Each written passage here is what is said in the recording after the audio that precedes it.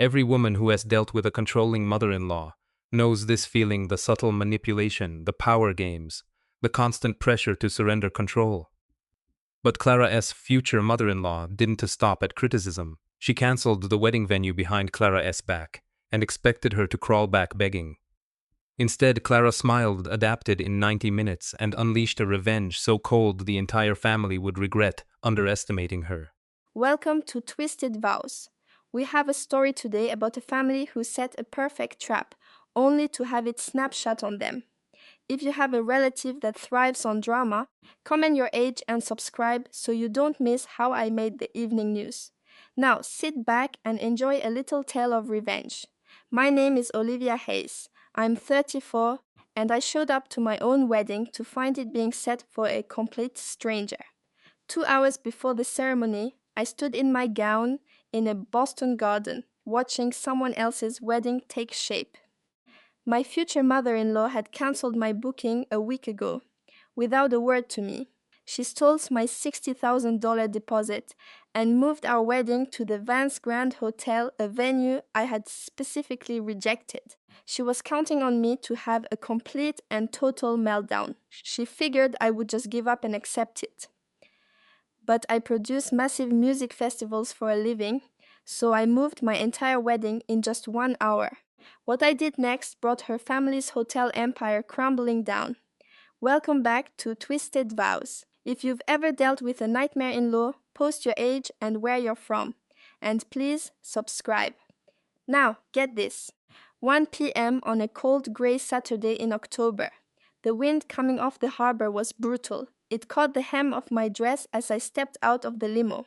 The Harbor View Gardens should have been filled with my flowers, with my string quartet playing. Instead, another couple S decorations were going up. The whole place was dead silent, except for their work crew. Behind me, the florist's truck was idling, its engine a low grumble. My florist, Marcus, got out. He walked over to me, holding his tablet, looking both confused and alarmed. He turned the screen towards me so I could see it. It was an email confirming the venue cancellation sent from the garden's official address 2 days ago. He said he assumed it had to be some kind of mistake. It wasn't. My hand shook as I pulled my phone out to call Ethan. I was supposed to marry Ethan Vance at 3 p.m. His phone went directly to voicemail. I just stared at the screen, feeling completely numb. To get what was happening, you have to get the Vances. Their entire life is built on public image and total control. Ethan is the perfect son, the heir to the throne. His mother, Eleanor, is the one who really runs the show. From the moment Ethan put a ring on my finger, Eleanor treated our wedding like a corporate takeover she needed to oversee. I said no to her money. I found my own venue. I hired my own team. I did it all myself because I knew that if Eleanor paid for it, she would own it. I honestly thought I was in the clear. I tried Ethan one more time. Voicemail. The wind was picking up and my hands started to hurt from the cold. We had 200 guests arriving in less than an hour. Marcus was standing beside me, looking anxious, asking if he should just start unloading the flowers anyway. But before I could even think of an answer, my phone buzzed. It wasn't Ethan, it was a text from Eleanor. I slid my thumb to open it. Two simple, ice-cold sentences. The Gardens had a scheduling disaster. Moved everyone to the Vance Grand penthouse. It's so much better here. I read the message again. The Vance Grand was her home turf. It was the venue she tried to force on us from the very start. The one place I told her there was no way. The Gardens didn't have a scheduling disaster. That cancellation email wasn't a mistake.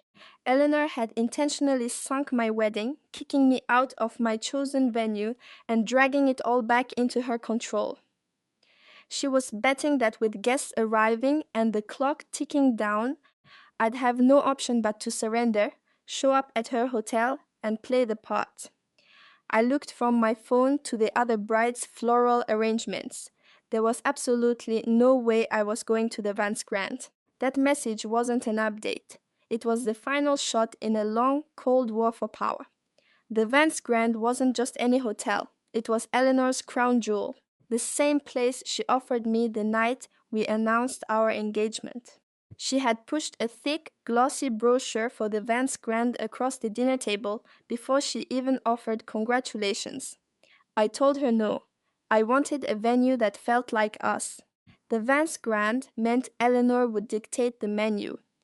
It meant Eleanor would trim the guest list. It meant Eleanor would be directing the entire day. Shifting my wedding to her hotel wasn't fixing a problem. It was a perfectly planned ambush. My phone buzzed again. Still not Ethan. It was a text from Sarah. Sarah is married to Ethan's older brother, David.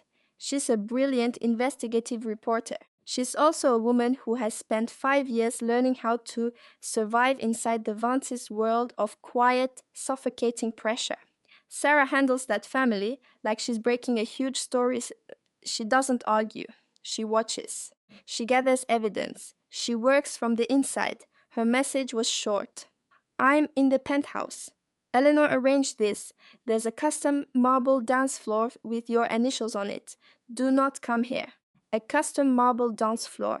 That takes weeks to plan and install. The garden's scheduling disaster was a pathetic, obvious lie. Eleanor had set this trap long ago, and Ethan knew. Ethan was up in that penthouse right at this very moment. He let me come to this empty garden, knowing I'd find another woman's wedding set up and a forged cancellation notice. The old Olivia, the one who tried for years to win Eleanor's approval, would have gotten right back in that car. She would have gone to the hotel. She would have plastered on a fake smile, walked down an aisle designed by her enemy, and married a man who left her to face this humiliation alone. Eleanor was banking on my fear of causing a scene. She assumed that with everyone already on the way, I'd swallow my rage to avoid a huge family scandal. I turned my phone off. I looked at that other couple's beautiful floral arch, and I chose the scandal. I turned to Marcus.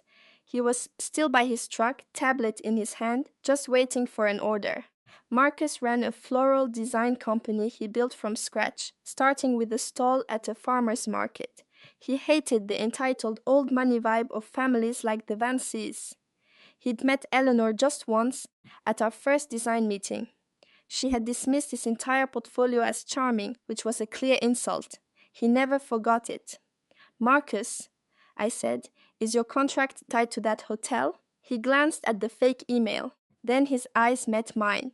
My contract is with you, Olivia, not with her. We work where you tell us to. I need a venue, I said. I need a huge empty space somewhere in Boston. We have exactly 1 hour. He didn't miss a beat. The Boston event world is a small community. Good people look out for each other. Marcus pulled out his phone and started pacing, his voice low and urgent. I heard him say something about a bride getting completely screwed over. I heard him mention a last-minute change of venue. He ended the call and walked back to me. The Seaport, he said. It's an art gallery that just cleared out an exhibition. Concrete floors, steel beams, huge windows looking out on the water. It's empty, it's clean, and it's ours. It's only 15 minutes away. Concrete and steel. It was the perfect anti-Vance Grand. No gold trim, no crystal chandeliers, and no Eleanor. We're going, I said. The bride was gone. The producer was in charge now. My entire job is managing billion-dollar music festivals. I handle diva artists, I troubleshoot equipment disasters, and I solve impossible logistical problems every single day. A wedding is basically just a pop-up show. What's in the trucks? I asked him. Everything, Marcus replied. Peonies, roses, 300 candles, 25 full-sized birch trees. The only thing we're missing is tables. The gallery has tables, I said. It's perfect. Let's move. Marcus gave a short, decisive nod to his crew. His team instantly began securing all the arrangements for the new drive. I just stood there in the wind, already mapping out a new timeline in my head. My caterer was scheduled to arrive at 1:30. I found their number and called. They were only 10 minutes away from the garden.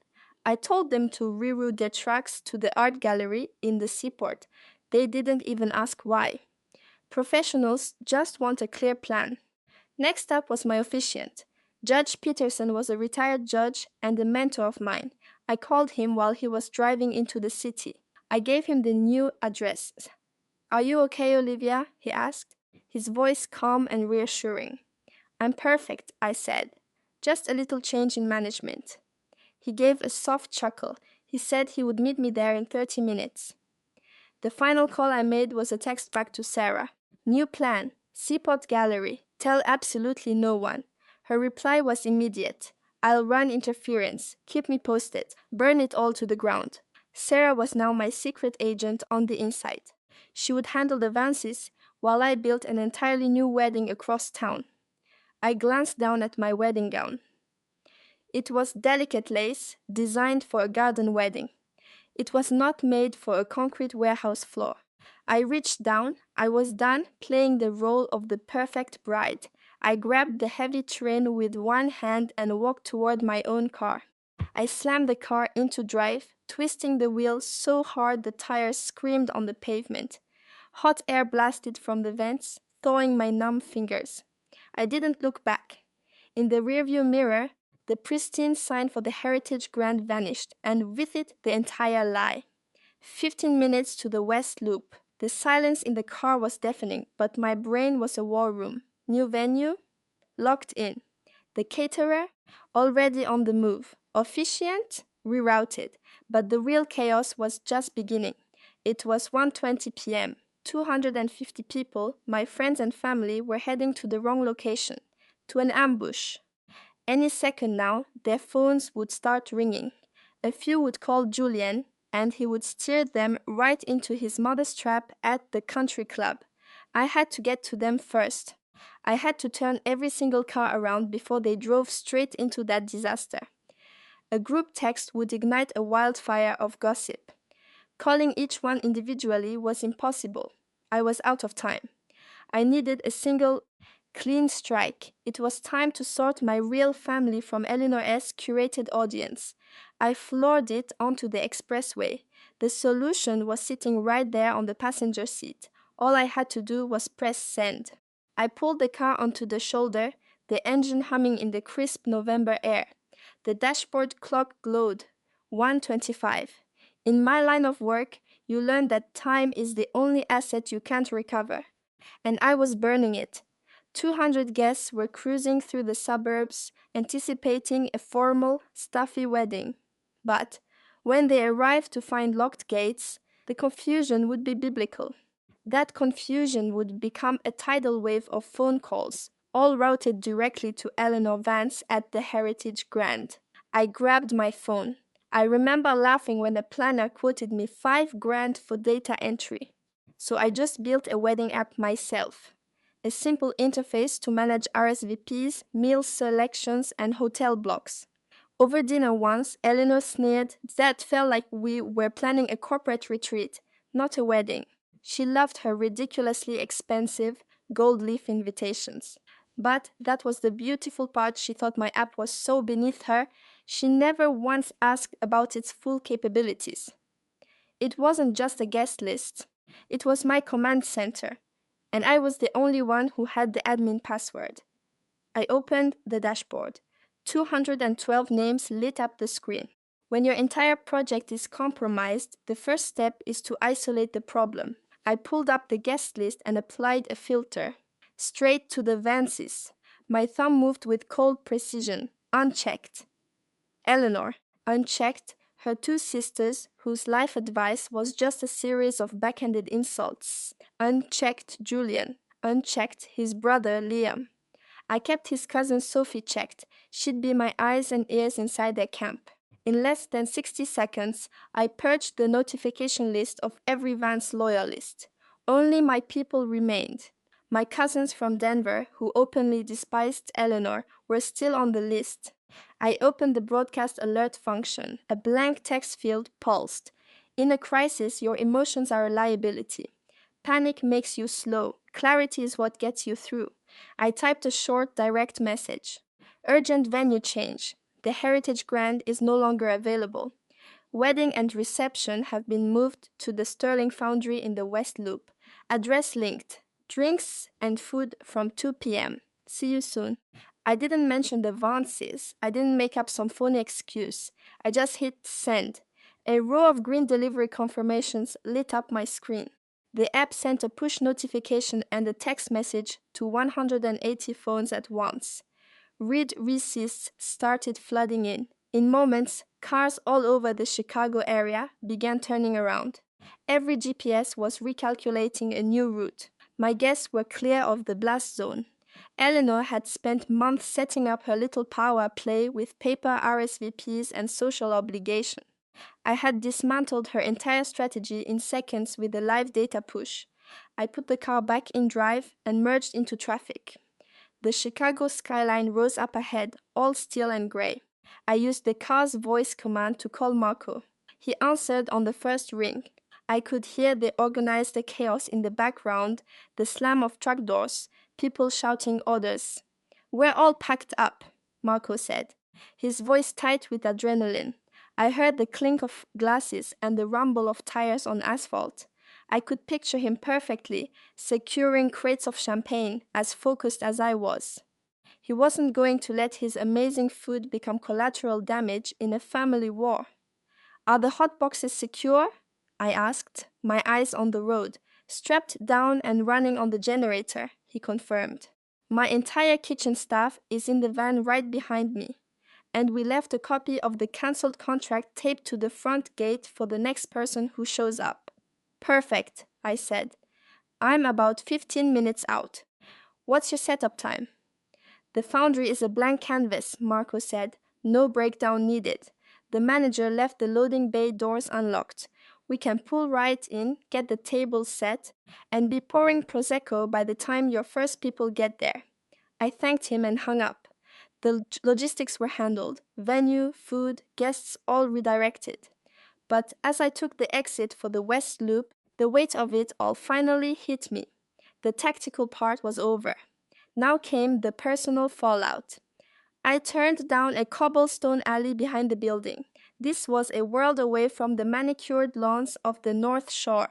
This was brick and steel and grit. It was real. Marco's trucks were already backed up to the loading dock. I got out, gathering the train of my wedding dress to keep it off the grimy street, and walked inside. The space stole my breath. It was raw, industrial chic, with soaring ceilings, cast iron pillars, and massive windows looking out over the river. Marco's team moved with the efficiency of a pit crew. They were already setting up long wooden tables with simple white runners and building a bar out of reclaimed pallets. This was the exact opposite of a stuffy country club wedding. This was a declaration. I just stood there, watching the room transform. Soon, the people I actually cared about would start walking through that door. They would be expecting to see Julian. They'd look at this incredible space, and they would all have the exact same question. "So, where's the groom?" Any other bride would be falling apart. Hiding in a back room, sobbing over her ruined day and the man who betrayed her. She'd be mortified by the public humiliation. But I wasn't scared. I felt a strange, sharp calm. I wasn't going to hide. I was going to stand by that entrance, greet every single guest, and hand them a glass of champagne myself. I'd look them in the eye and let them wonder what happened. Julian's infidelity wasn't my shame to carry. It was a fatal flaw in a merger I was about to finalize, and this was just a last-minute asset reallocation. For years, the Vance had treated me like a prop. My only job was to look pretty in photos and keep my mouth shut to maintain their perfect family brand. Eleanor always acted like she was the executive producer of my life, and I was just some hired talent with no creative input. Well, today I was running the production. The first guests began to filter in. I saw my uncles gawking at the building, completely baffled. Then my friends from business school tumbled out of an Uber, laughing and nearly tripping on the cobblestones. My plan had worked. It had worked flawlessly. Just as Marco handed me a bottle of water, a very specific ringtone cut through the growing noise. It was my phone, tucked in my coat. I pulled it out. The screen showed a picture of Julian from our trip to Aspen 2 years ago. He was grinning, holding a ski pole without a worry in the world. The time was 1:45. The trap at the Heritage Grand had been sprung on a completely empty venue. And now Julian was calling, probably confused about where I was. He was expecting me to be driving to his mother's turf, utterly broken. He was waiting for a hysterical, crying fiancé, begging for a way out that he could hold over my head. I stared at his smiling face, took a deep breath of the cold city air, and knew the first phase was over. Now for the fun part. I swiped to answer, put the phone to my ear, and said nothing. I just let him wait. The low hum of a string quartet and muffled laughter trickled through the phone. It was obviously some upscale rooftop lounge. Julian sighed, not from exhaustion, but with the sharp impatience of a developer whose timeline was off by 5 minutes. Ava, where are you? He snapped, his voice tight. My parents are here, and the photographer is trying to make me look pensive, staring at the city skyline. This new watch is pinching my wrist. Seriously, what's taking so long? We need to make our grand entrance before the open bar gets too popular. The whole time I was standing in our silent, unfinished nursery. He wasn't worried that his 8 months pregnant wife was late to her own surprise party. He was just annoyed by the logistics and his own trivial discomfort. I'm not on my way, Julian, I said, my voice unnervingly calm. I'm home, in the nursery I put together, the room you were always too busy with deals to even see. I heard a sharp intake of breath. It wasn't surprise. It was a liar recalibrating his story. Right, he said, his voice instantly smooth. My chief of staff handled the details. Don't you worry. The original venue had a sudden fire marshal inspection. A complete shutdown, he said. Katrina called the Pinnacle Club and pulled some major strings to get us their private terrace. She completely saved the day. Honestly, just get in a car and come. This can still be perfect if you just get here and smile. I let him spin the entire well-practiced lie. He'd obviously rehearsed it. But liars always forget something. Deception always leaves a trace. A fire marshal issue, you said? Yes, Julian answered, way too quickly. Yesterday afternoon, it was total chaos, but Katrina is a miracle worker. I glanced at my friend Maya, sitting next to me with a stack of papers. She's a forensic accountant. She is the one who found the credit card bill an hour ago. If the inspection was yesterday, I asked, then why did your corporate card pay for a non-refundable event at the Pinnacle Club 3 weeks ago? The charge was for a party of 60. The deposit was paid in full. So did his chief of staff have a crystal ball, or did he plan this party with his mistress last month? The music on his end seemed to warp and fade. Julian said nothing. His silence screamed his guilt. It was the sound of his perfect world cracking apart. You're being irrational, he spat. His voice flipped. The charming, doting husband act dissolved, revealing a cornered animal. She's my chief of staff. She did me a huge favor. Do you know how impossible it is to book that place? You should be thanking her. Anyway, it was a corporate event, so it didn't cost us anything. I closed my eyes, listening to the software of the baby's new mobile. That one line echoed in my head. It didn't cost us anything. I ran my own design firm. I'm not worried about money. I needed a partner, not a fraud. Julian was a real estate mogul. He was on magazine covers, drove a McLaren, and had a closet of bespoke suits. He took a helicopter to his site meetings. He was a supposed titan of industry.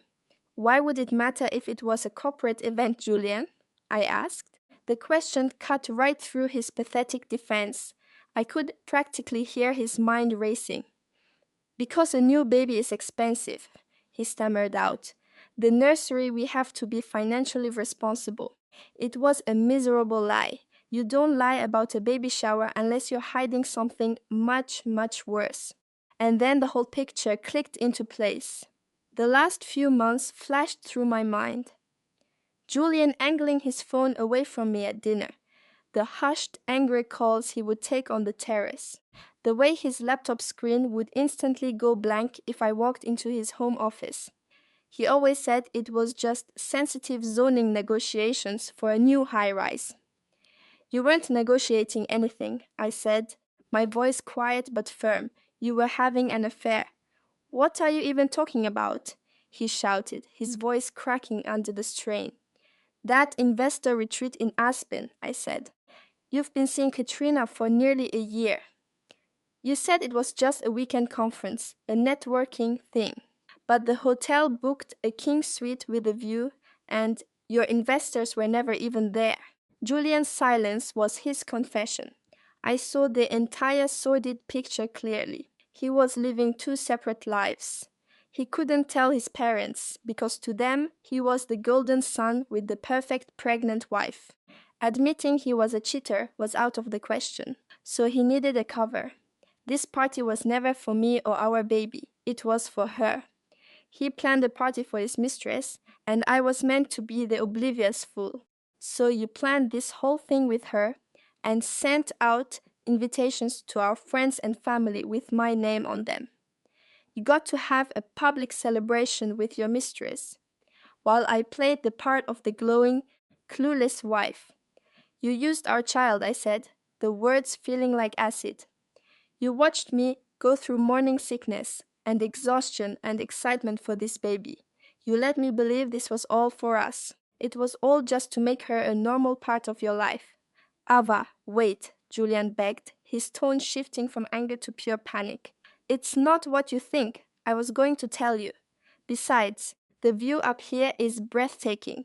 Everyone's having a wonderful time. My parents are thrilled. Just come to the party. We'll open gifts, we'll take some photos, and we can sort this out later. Please, Ava, just play along. He actually thought he could fix this. He thought that with a captive audience, he could pressure me into forgiving him to save face. He thought I valued his reputation more than my own self-respect. I looked around the nursery. The tiny crib was built. The walls were painted a soft, hopeful green. This room was real. I am not coming to the Pinnacle Club, I said. Julian let out a hiss of frustration. Ava, stop being so dramatic. What's your big plan then? Your guests are here. Everyone is waiting for you. Actually, Julian, I said, my voice steady, my guests aren't there. Right now, they are walking into my parents' house for the real baby shower. They're enjoying the cake I baked and opening the gifts that I actually wanted. What? Julian shouted, his voice shredding. The elegant music in the background suddenly sounded cheap and tinny. What are you talking about? I moved the party, I told him. I sent a group text with the new address an hour ago. I made sure to leave your parents and all your business contacts off the list. So my friends, my family, and everyone who genuinely loves me is here. You're just standing on a rooftop with a bunch of strangers. Ava, you can't do this to me, he sputtered. The reservation is on my corporate card.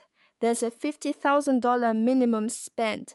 I'll be ruined. Sounds like a you problem, I said. Maybe you shouldn't have put all your assets in one basket.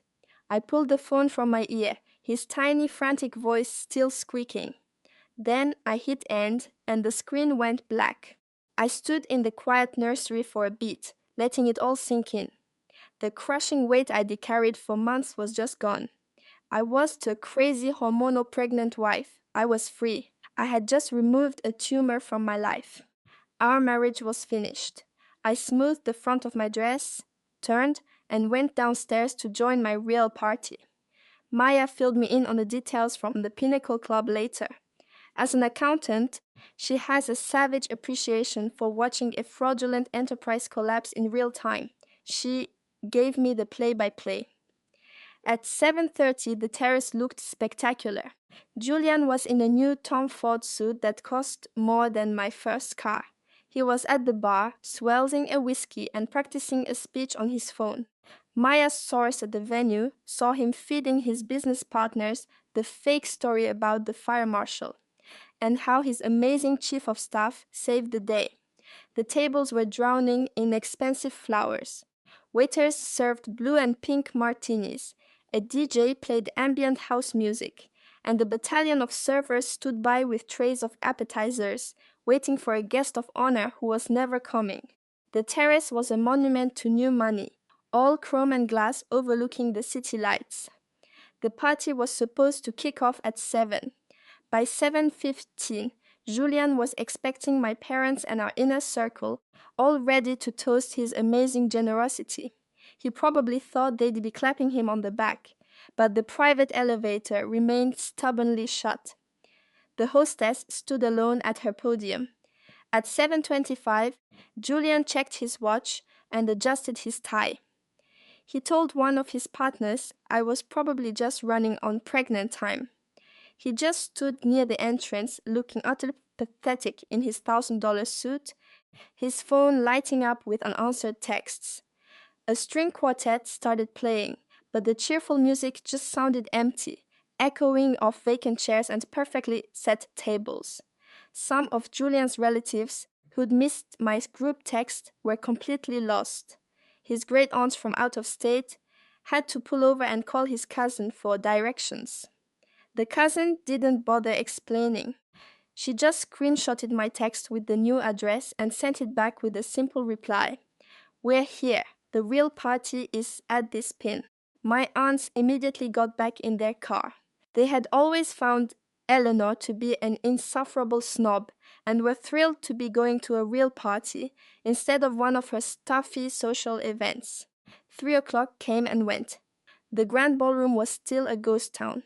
The string quartet finished a song, and the silence that followed was heavy and awkward.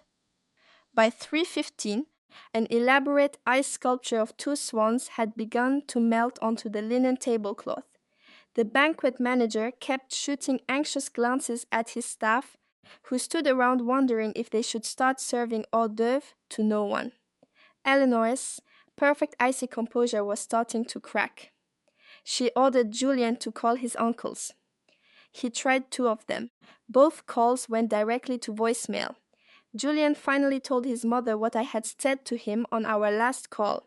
He explained how I had used our own wedding website to reroute the entire guest list.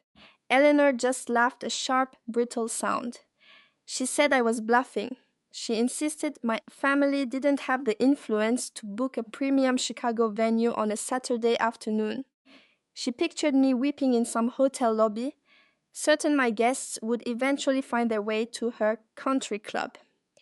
She told Julian to have the kitchen hold dinner service. But by 3:30, that delusion was shattered. The ballroom was utterly deserted. Then the club's director of events walked in.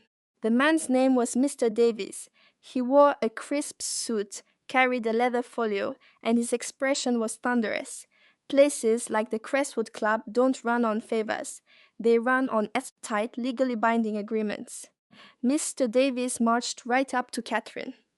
He cleared his throat and demanded an update on her timeline. Catherine shot back that he should keep the food warm, blaming the empty room on a phantom highway pileup. He opened his folio.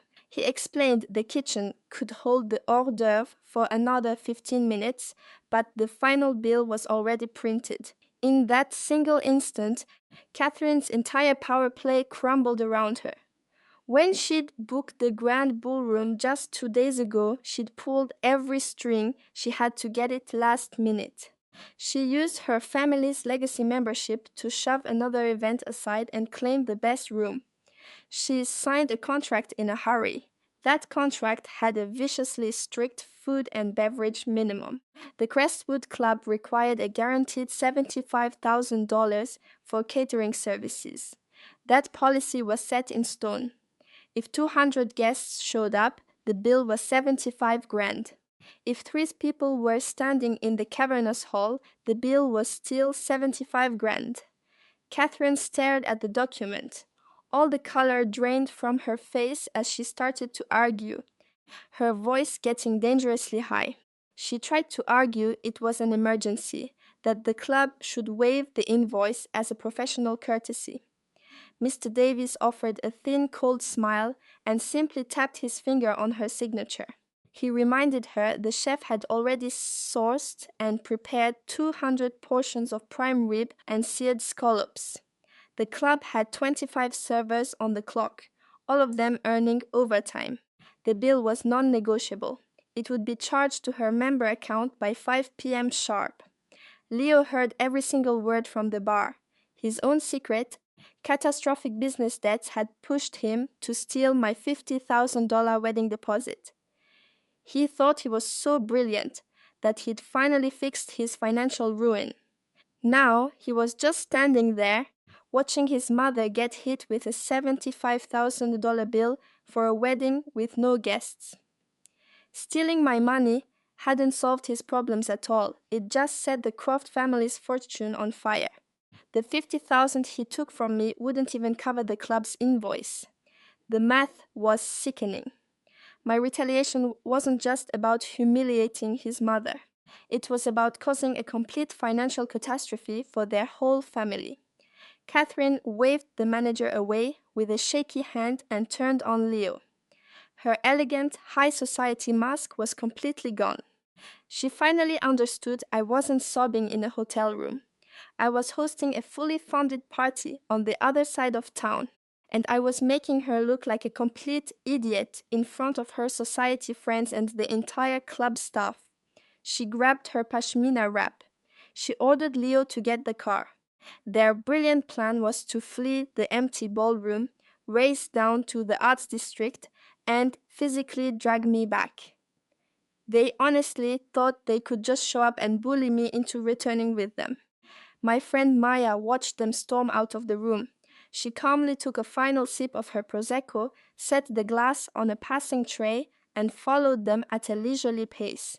The game had just escalated. The Crofts were speeding toward the gallery, fully expecting to find a broken-hearted bride. They had no idea what was actually waiting for them. Inside the annex gallery, the air was buzzing. You could smell fresh canvas and the scent of city rain drifting through the exposed steel rafters. 200 of our guests were mingling in the enormous space.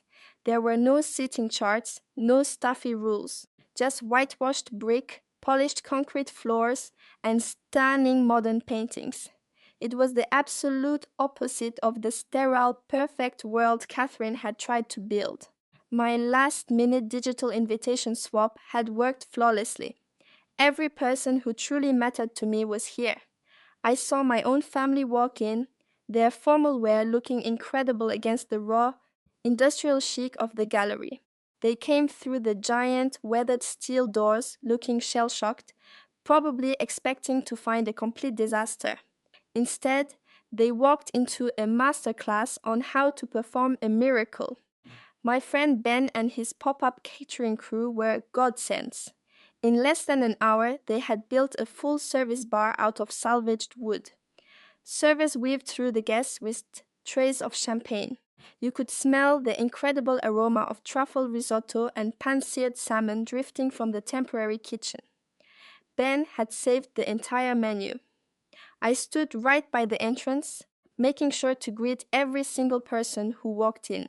The hem of my silk gown brushed against the concrete floor.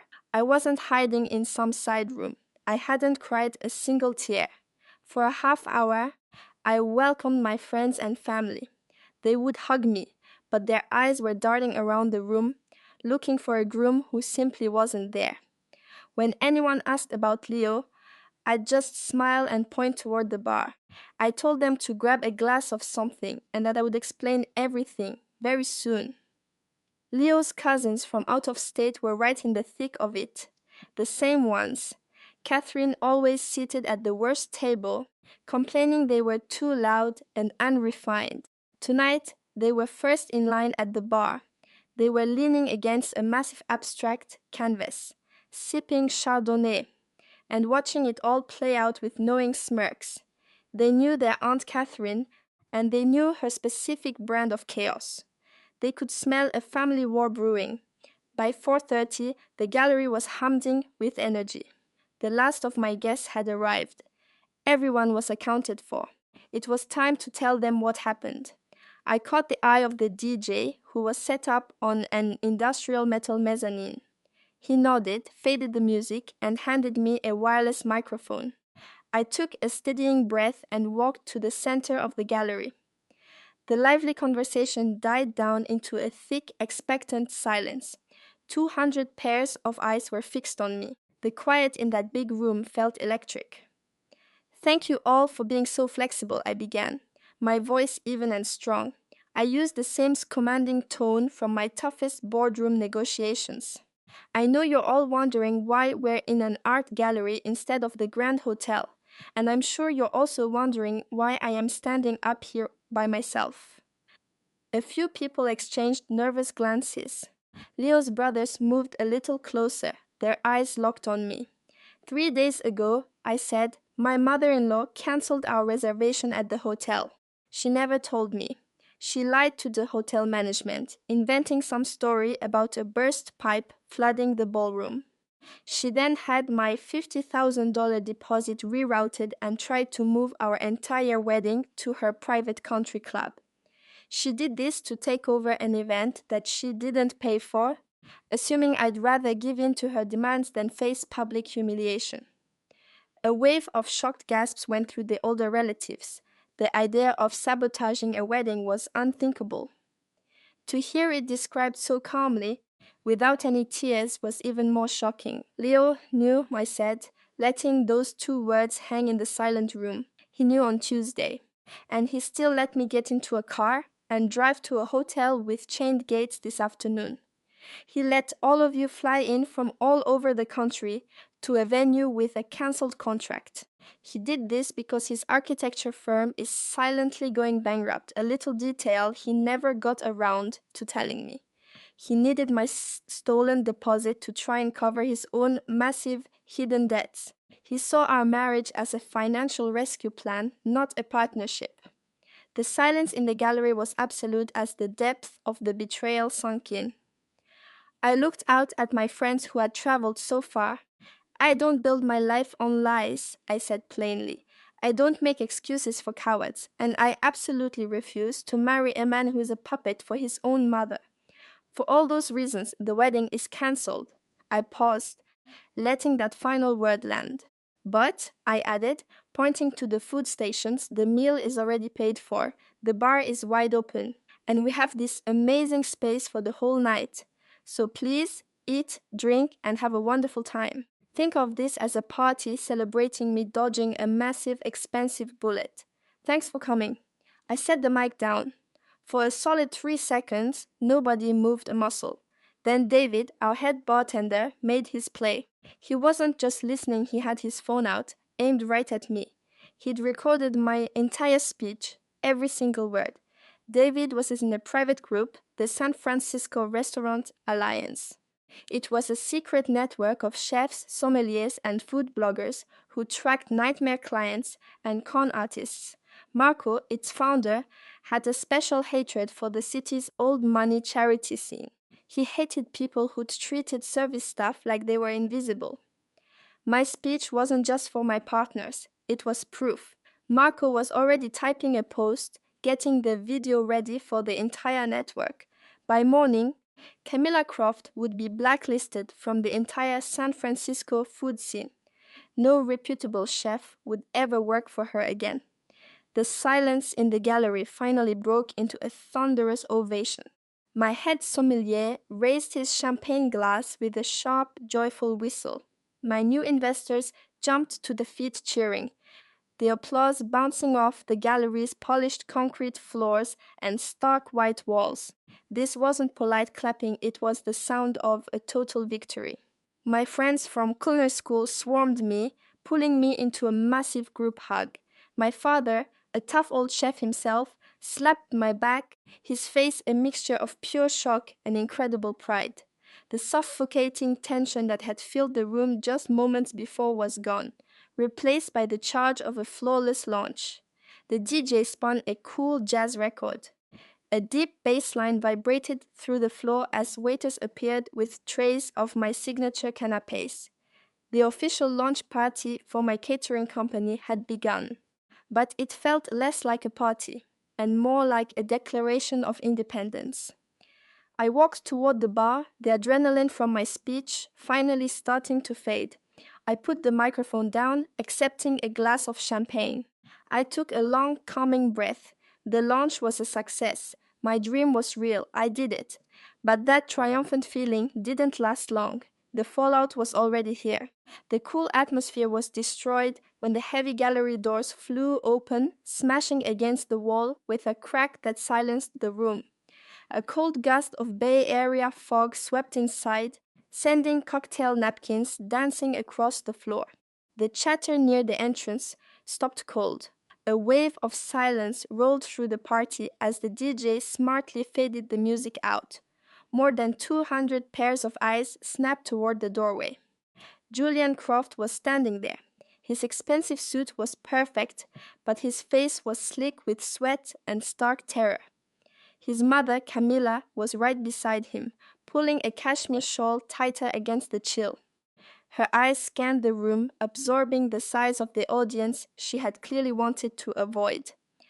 Leo, his brother, stood a step behind them, looking like he wished the floor would open up and swallow him. The Crofts had arrived. A blast of cold San Francisco air rushed into the gallery, bringing the smell of the bay and wet pavement. The loud crack of the door had sliced through the party's warm, happy mood. The DJ killed the music, dropping the gallery into a thick, expectant silence. 400 eyes were now locked on the entrance. Julian Croft was framed in the doorway, his designer suit looking absurd against the modern art on the walls. He was breathing quickly, shallowly. Next to him was his mother, Camilla. She wore a chic wool coat and an expression of icy disappointment that seemed both ancient and aimed right at me. Hiding just behind them was Leo, Julian's older brother, staring down at his fancy shoes like he was praying for it all to end. But Camilla didn't hesitate. For years, she'd run charity boards, fundraisers, and society events by seizing immediate control and speaking with absolute authority. She slid her wrap off, handing it to Leo without a glance, and strode directly into the center of the gallery. The crowd of my friends, mentors, and investors parted for her like water. They weren't just getting out of her way, they were getting a front row seat for the takedown. I stood my ground by the main tasting table, the microphone I just used still in my hand. I wasn't moving an inch. In any tough negotiation, you never give up your position. You make your opponent come to you, force them to waste their energy and reveal their strategy, and only then do you pick their argument to pieces. Camilla stopped about 10 feet from me. Her eyes swept over the room, noting the food, the custom flowers, and the faces of her own friends holding glasses of champagne. She was sizing up her audience. She took a breath, getting ready to launch into her rehearsed speech. Ava, this little performance is over, Camilla announced, her voice sharp and loud, made to carry across a large hall. I understand you're upset. Planning a wedding is very emotional, I know, but throwing a public tantrum like this and humiliating our family at your party is completely beneath you. She shifted her stance, turning a little to include the crowd. She needed to be the calm, reasonable matriarch, and I had to be the unstable, hysterical fiancé.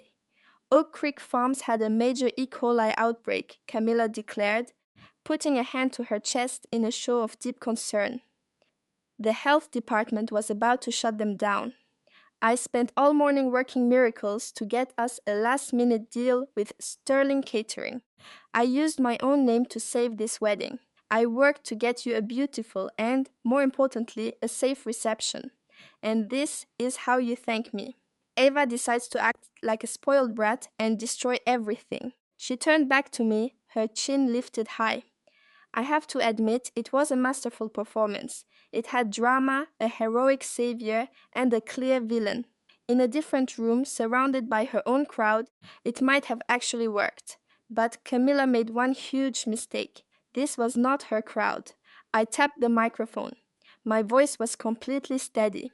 I removed every single trace of emotion from my voice. That's quite a story, Camilla, I said. My voice, amplified by the gallery's sound system, was calm and clear. But it does raise a pretty serious public health concern. I plugged my phone into the AV system. The massive screen behind me lit it up, displaying a series of text messages. I happen to be very good friends with the family that owns Oak Creek Farms, I explained. These are their texts, and this is their official health inspection report, which they passed with flying colors yesterday. I swiped again. This, on the other hand, is your invoice from Sterling Catering, dated 3 weeks ago. So, was it really an E. coli scare, Camilla?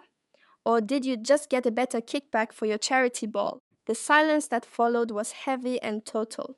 Camilla's perfectly composed mask of motherly concern completely shattered. Her mouth fell open, but nothing came out. She shot a desperate glance at Julian, then back at the huge screen broadcasting her lie.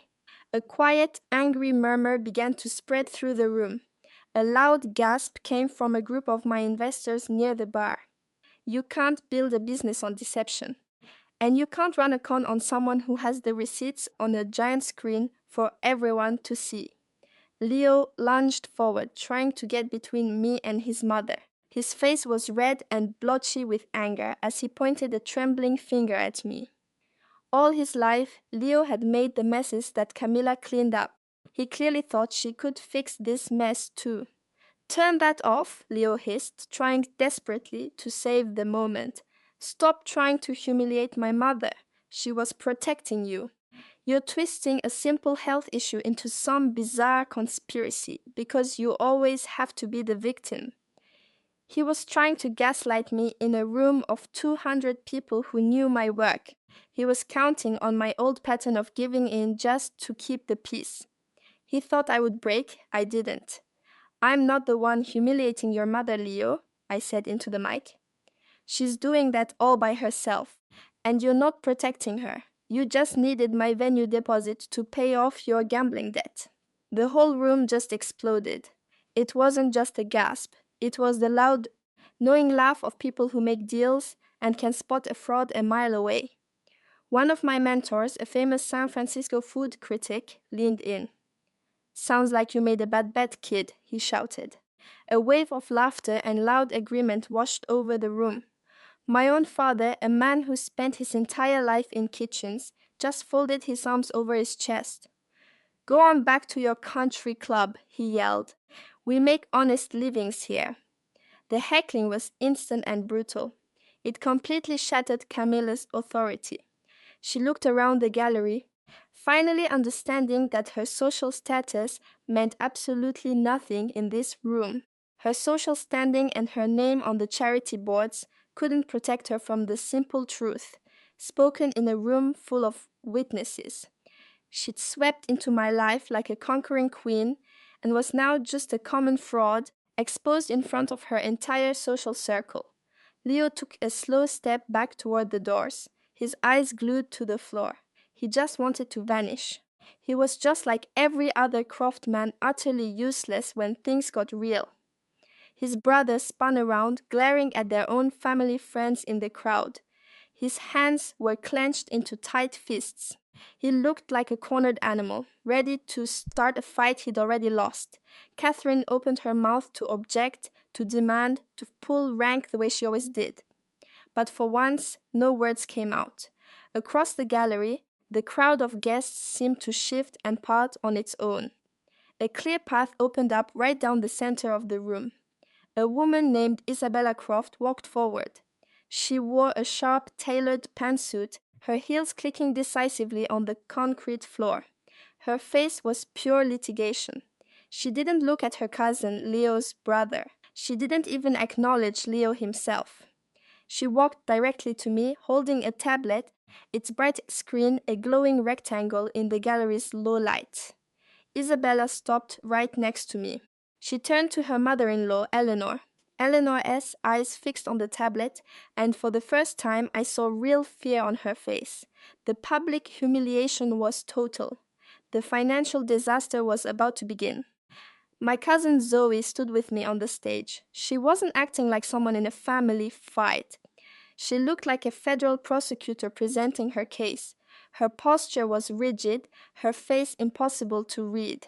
Zoe was head of compliance for Sterling Ventures. The VC firm Eleanor ran like her own private bank. Eleanor thought giving her niece that job was a clever way to keep her under control. She forgot a basic rule of business. The person who enforces the rules holds the real power. Zoe didn't care about family drama or fake apologies. She cared about audit trails, and audit trails do not lie. She tapped the tablet S screen once, saying nothing. She didn't need to. She just passed the device to me. I looked down at the glowing screen. It was the main corporate bank statement for Sterling Ventures. Highlighted in a jarring, angry red was a pending wire transfer from 2 days earlier. The amount was exactly $90,000. The sender was listed as the Monarch Hotel Group, my biggest client. My stomach lurched, not from heartbreak, but from the sheer audacity of it all. A client can't just send a project fee to some random venture capital firm. I invoiced them from my business account. Banking laws require payments to go back to the source entity. To get around that, you need deliberate fraud, careful planning, and forged documents. I swiped left on Zoe's tablet, bringing up the second piece of evidence. It was a PDF document. The sender's email was a generic account using my full name with random numbers. I'd never seen that email address in my life. The document itself was a formal change of payment directive. It told Monarch to cancel my original invoice and wire the funds to a new bank account, citing a fake software issue. The account number was for Sterling Ventures, and on the signature line, clear as day, was my name. The signature was a clumsy digital forgery of my own handwriting. Eleanor didn't just try to pressure me into covering her son's bad bets. She committed actual identity theft. I looked up from the tablet's harsh glow. Eleanor was staring at it, her face a mask of pure panic. The powerful venture capitalist was gone, replaced by a woman doing jail time math in her head. I raised the microphone to my lips. As I was saying, I announced to the hushed auditorium, my voice echoing off the high ceilings. Liam needed $90,000 for a failed crypto investment. What I just learned is how his mother illegally funneled him my money. I angled the tablet, showing the transaction to the front row of investors. My cousin is the head of compliance for the family firm. I explained, my voice steady and cold. A few days ago, she flagged an extremely suspicious wire transfer into their main corporate account. The money came from my biggest client. The amount was a perfect match for my project fee. Liam took a shaky step backward, his expensive sneakers squeaking on the floor. To pull this off, I went on, locking eyes with Eleanor. My former mother-in-law created a fake email address in my name. She submitted a fraudulent payment directive. She forged my signature. She then committed wire fraud to steal my $90,000. The whispers in the auditorium stopped cold. People can gossip about a messy breakup or a cheating fiancé. They don't know how to react to clear evidence of a federal crime. You crossed a very serious line today. Eleanor, I said, the microphone amplifying the ice in my voice. You just went from being a meddling mother to a common felon. All the color drained from Eleanor's face. Her skin turned a pale, sickly gray as the reality of her actions hit her. She was surrounded by a room full of powerful witnesses. I was holding digital proof of her crimes. The story she told about a simple accounting error wasn't just a lie to save face. It was a clumsy, failing cover story for felony-level fraud. Liam stared at his mother, his face a picture of absolute horror. He just wanted a secret loan to cover a stupid mistake. He never dreamed her solution would involve federal crimes. Liam was a startup founder. He knew exactly which laws his mother had just broken. He knew that any link to identity theft and wire fraud would vaporize his career and could land him in prison. His effort to hide one bad bet had just made him an accessory to a major crime. I lowered the tablet and handed it back to Zoe, who gave me a sharp, supportive nod. Finally, I turned to look at Liam. He was literally trembling, the arrogant tech founder who told me to just trust the process an hour before had vanished. In his place was a man watching his entire future go up in smoke. I lifted my left hand. The enormous cushion-cut diamond felt like a block of ice on my finger. It was meant to symbolize the future we were supposed to build. Instead, it was just one more piece of an intricate lie. With my right hand, I took hold of the cold platinum band. I slowly twisted it over my knuckle. I didn't throw it. I wasn't going to have some cheap, melodramatic reality TV moment. Designers don't have meltdowns. We tear down flawed structures and build new ones. Liam was standing next to a large touchscreen displaying the pitch deck for his new company. A glass of champagne sat on a small table beside it. I took 3 slow, deliberate steps toward him. The crowd of investors parted silently, making a path for me. I stopped directly in front of him. He opened his mouth to speak, probably to offer some weak apology or to beg me to stop. I didn't give him the chance. I held a huge diamond ring up between my fingers. The heavy ring landed softly on the touchscreen, right over the slide titled Our 5-Year Vision. It sat on the plans for a future that was now officially cancelled. "Consider us finished," I said. My voice was quiet, but the microphone carried it across the entire auditorium. "You're going to need this for your legal fees." Liam just stared at the diamond on the plans. He couldn't look at me. Julian, his brother and co-founder, who had been hiding near the back, suddenly sprang into action. He grabbed his mother's arm, not to comfort her, but to drag her towards the nearest exit. Eleanor stumbled on the hem of her designer dress, her head bowed to avoid the dozens of smartphones now recording her retreat. Liam numbly turned and trailed after his family. He shoved his way through the fire exit and disappeared into the foggy San Francisco night. The heavy doors boomed shut, the sound echoing in the silent room. The family was gone. I turned back to my guests. The atmosphere in the hall was electric. I made eye contact with the AV tech. He was watching me, hand poised over the controls, waiting for a signal. I gave him one firm nod. He immediately cranked the event's music all the way up. A heavy beat dropped from the speakers, and the tension in the room just shattered. The crowd roared. My father was already popping another bottle of champagne. Even Marcos's cousins were making their way to the bar, just shaking their heads and laughing. The catering staff rushed out with fresh trays of appetizers for everybody. The party was back on, only now it was a wild celebration of my new beginning. I found my best friend Olivia. We didn't have to say a word.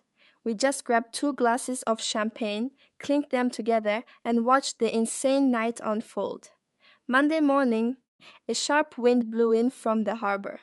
I walked into my architecture firm at 8 a.m., put down my coffee, and fired up my computer. I started running simulations for a new high-rise design. The city's growth never stops, and neither does the internet. While I was relaxing on Sunday, the video from my failed wedding went viral. The backlash was instant and all online.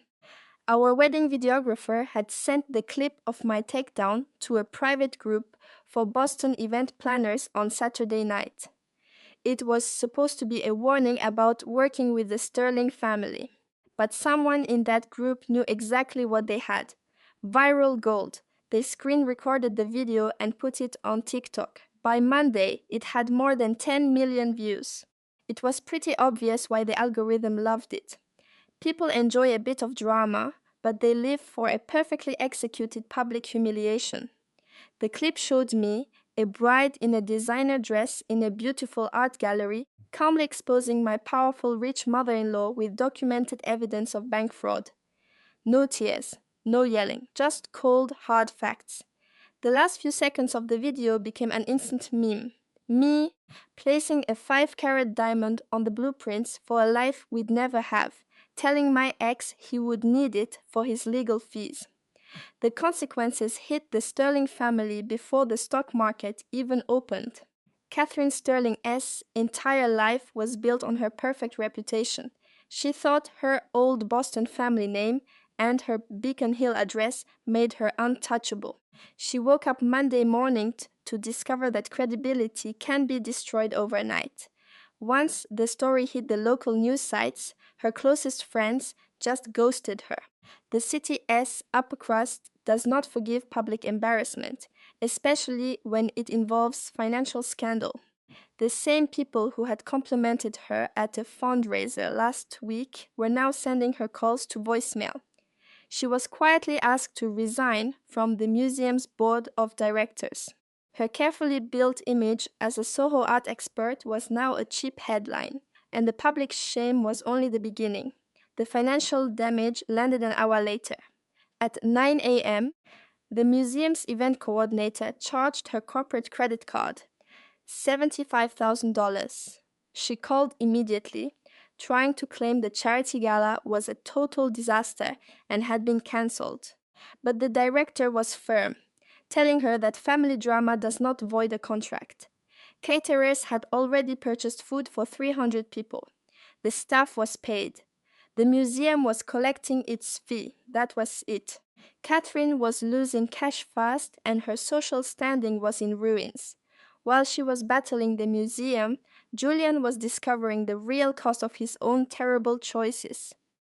Julian was a rising star at a hedge fund in the financial district. In that world, reputation is the only thing that has real value. An investment manager needs a perfect record to be trusted with a client's money. By 10 in the morning, the firm's senior partners had all seen the scandalous news.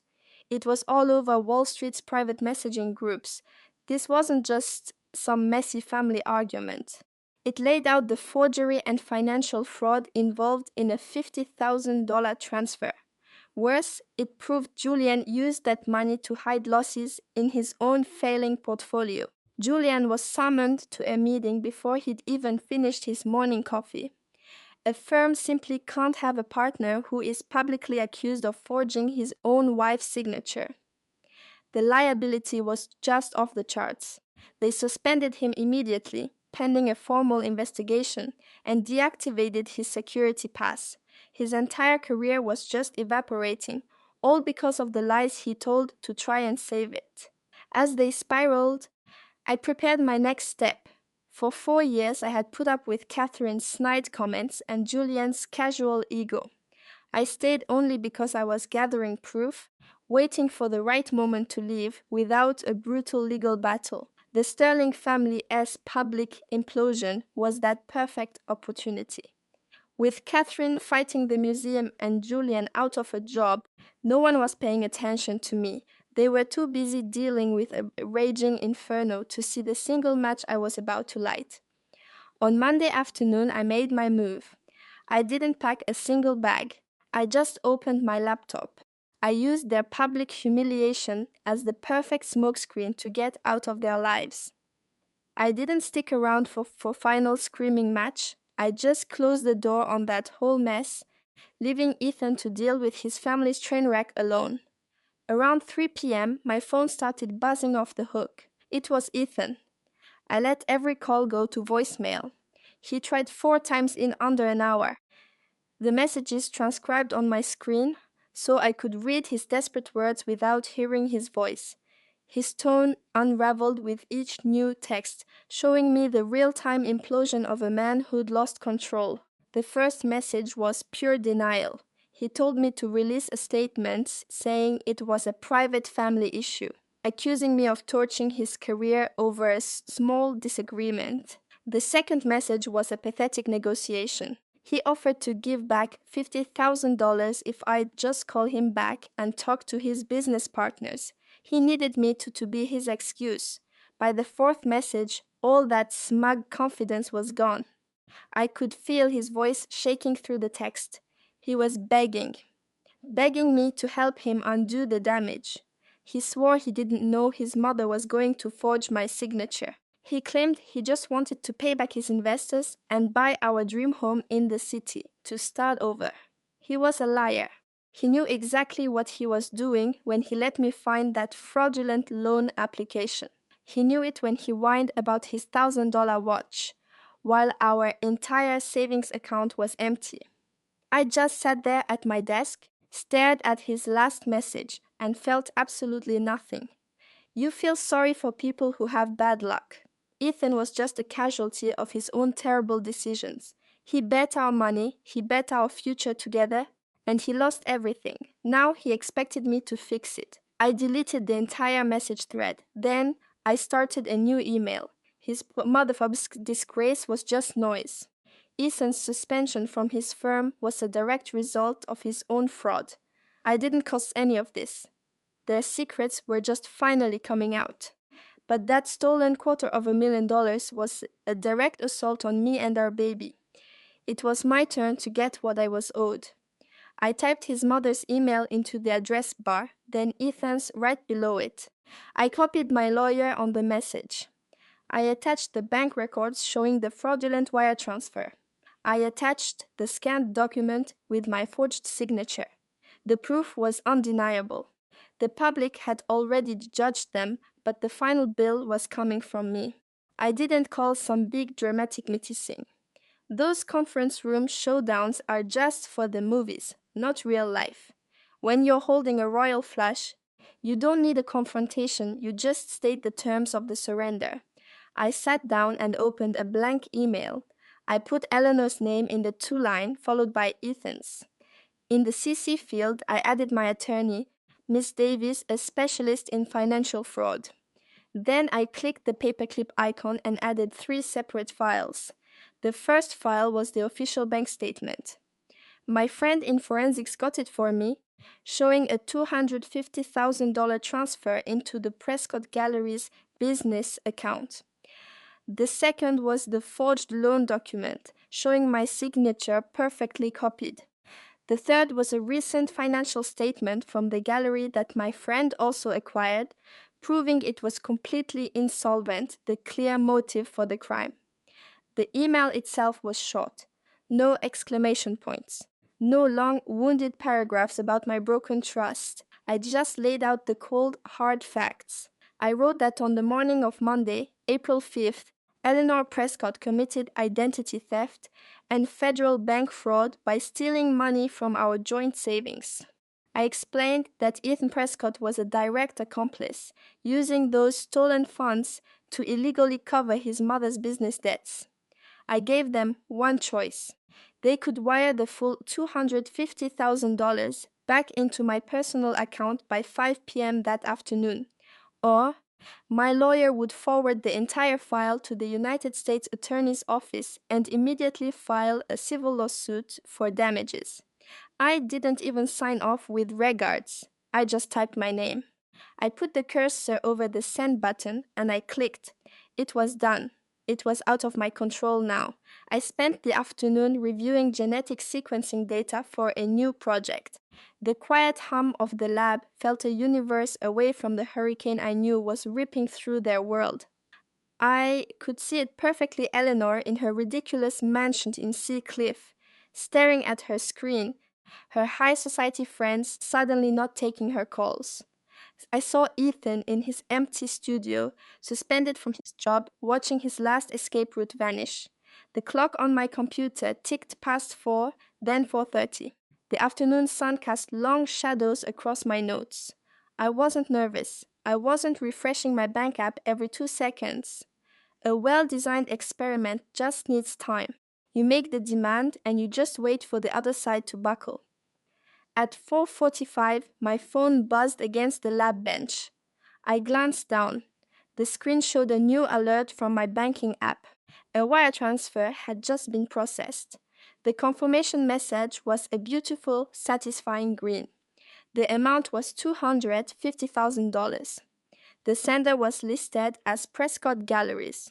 The memo section was completely empty. It was their silent, resentful surrender. The money they stole from me was finally back. The debt was paid. 5 minutes later, my phone vibrated again. This time, it was a text message directly from Ethan. He just couldn't handle being irrelevant. People who spend their lives blaming everyone else for their problems can't stand it when you finally write them out of the story. They always have to get the last word in, to twist their failure into some kind of noble act.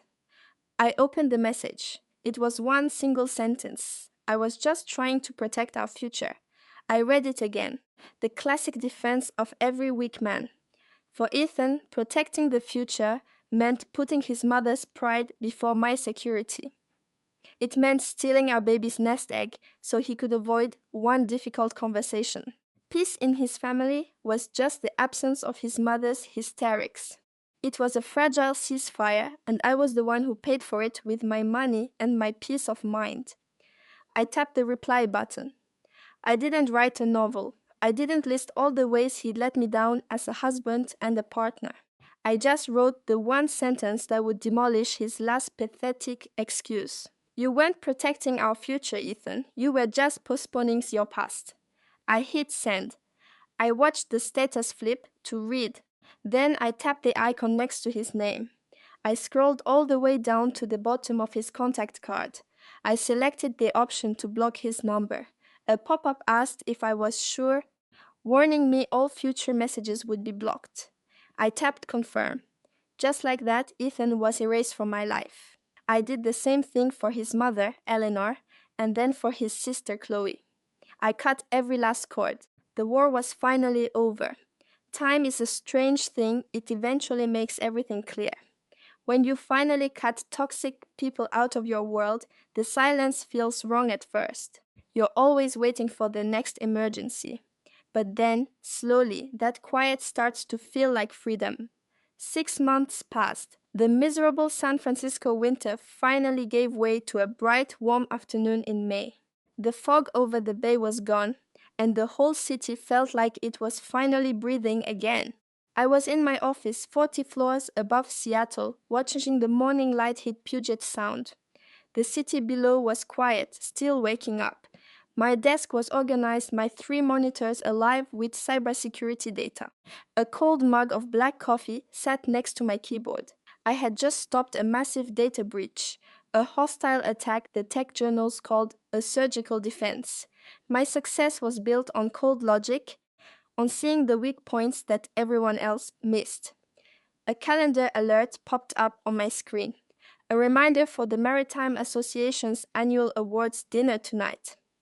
A photo of my father and brother was attached. I felt nothing. My world was made of algorithms and calculated risks. My family, however, lived on reputation and illusion. They ran Sterling Maritime, a shipping company that sounded important but was secretly drowning in debt. For 4 years, I'd been the silent firewall for their business, the secret safety net that let them pretend they were Seattle's old money royalty. They threw lavish fundraisers and financed my brother Mark's string of bad investments. My skills, my connections, my reputation that was the invisible code holding up their entire fantasy. But they'd forgotten one important thing about code. It can always be deleted. The lie they were living was about to crash into reality. They saw my help not as a lifeline, but as their right. They actually believed their own story, that they were brilliant businessmen, and I was the difficult daughter who owed them her loyalty. Tonight, at the dinner, they would perform that story for all their friends. They had no clue it was the last show. I took a sip of coffee, the bitter taste a comfort. The market was a different kind of ocean, and I knew how to navigate it. Their ruin could wait a few more hours. People say you can't choose your family. That blood is thicker than water. But sometimes, the kindest thing you can do for yourself is to walk away. When a relationship is built on lies, you don't keep propping it up just because you're related. You save yourself. You build your own life on your own terms. It's not about revenge, it's about survival. Welcome to Cherry Vengeance, where we're sharing our second original story for you to enjoy. This is a chilling story about a daughter who chose strategy over shouting, packed with family betrayal and an unbelievable ending. Settle in for a tale of quiet revenge, executed with surgical precision, with a conclusion you will never see coming. My mother's voice sliced through the polite chatter at the museum's annual fundraiser. We had to create firm financial boundaries with Chloe, she announced, her voice full of the fake sympathy so common among New York's old money. It's the only way she'll learn what being in this family really means. The conversation at her table died. A group of women in couture gowns swiveled to stare right at me. Has a narcissistic parent ever thrown you under the bus in public just to play the victim? Let me know in the comments. Welcome to Karma's Ledger, where we know that revenge is a dish best served cold. My father Richard stood next to my mother, fiddling with his tuxedo. He gave the women a tired, knowing smile. It was for her own good, he said with a sigh. Ethan is launching a disruptive new fintech venture. It's a massive project, and Chloe refused to support her own brother. We just can't allow that kind of selfishness. I was standing less than 10 feet away, holding a glass of sparkling water. I didn't react. I didn't utter a single word. I didn't bother pointing out that Ethan's fintech platform was a joke, a flimsy idea built on their desperate need for a status symbol. I just let them have their little show. They needed an audience. They needed these powerful people to see them as the patient, devoted parents of a difficult 30-year-old daughter. My mother caught my eye and gave me a small, smug smile. She thought she had won because I wasn't making a scene in front of her influential friends. She mistook my silence for submission, but my quiet was a weapon. What my parents conveniently left out of their little story was one very important detail. 4 years ago, their company had been on the brink of total bankruptcy. A string of terrible investments had pushed them to the very edge. To save them from the public humiliation they feared so much, I used my own money and my flawless reputation to become the sole guarantor for their entire company, the Sterling Group. They hadn't set any boundaries with me. They hadn't taught me anything. They had been living on my credit for 4 solid years. Every charity event, every leased luxury car, every single dollar they poured into my brother's fantasy project was backed by my personal guarantee. I was a managing director at a hedge fund. I handled billion-dollar deals for a living. I knew precisely how fragile their world really was. I placed my glass on a passing waiter's tray. I looked at my mother, then my father, and I gave them a slow, meaningful nod.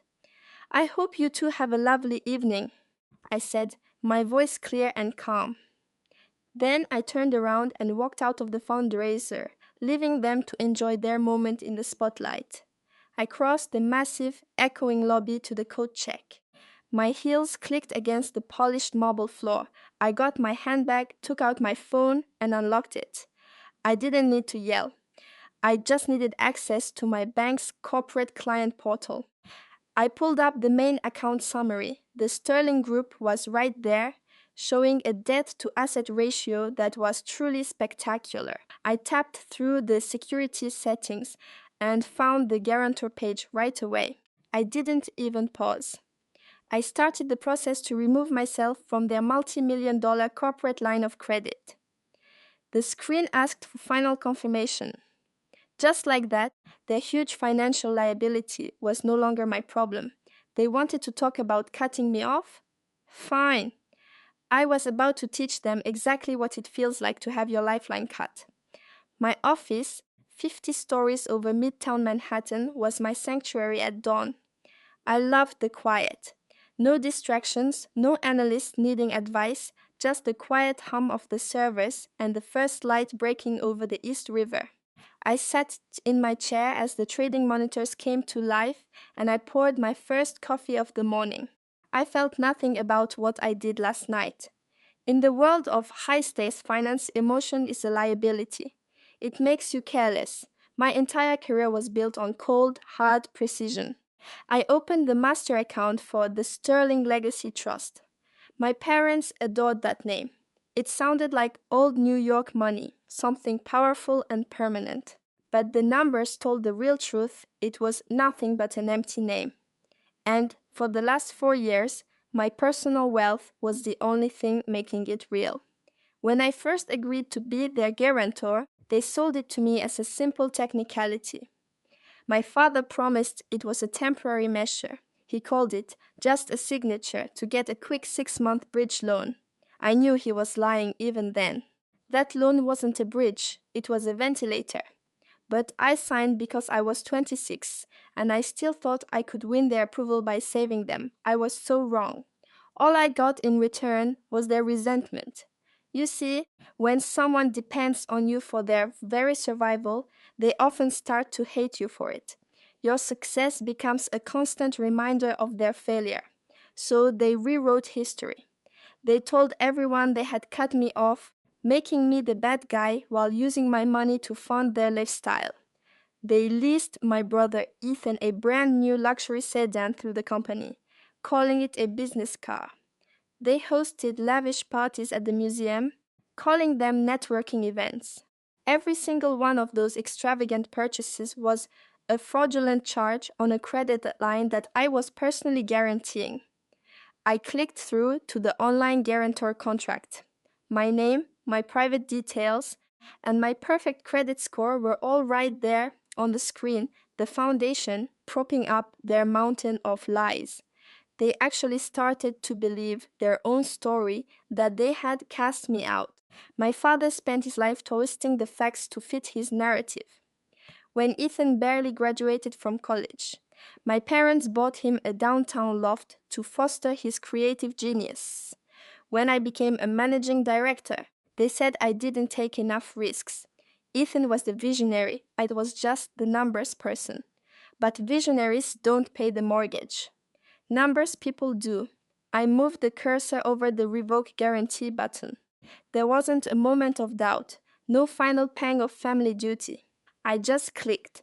A verification screen popped up asking for my fingerprint on the built-in scanner. I pressed my thumb on the cool glass. A green check mark appeared, confirming my action. With that one simple click, the Sterling Group lost its only connection to real money. Their entire corporate credit line was immediately frozen.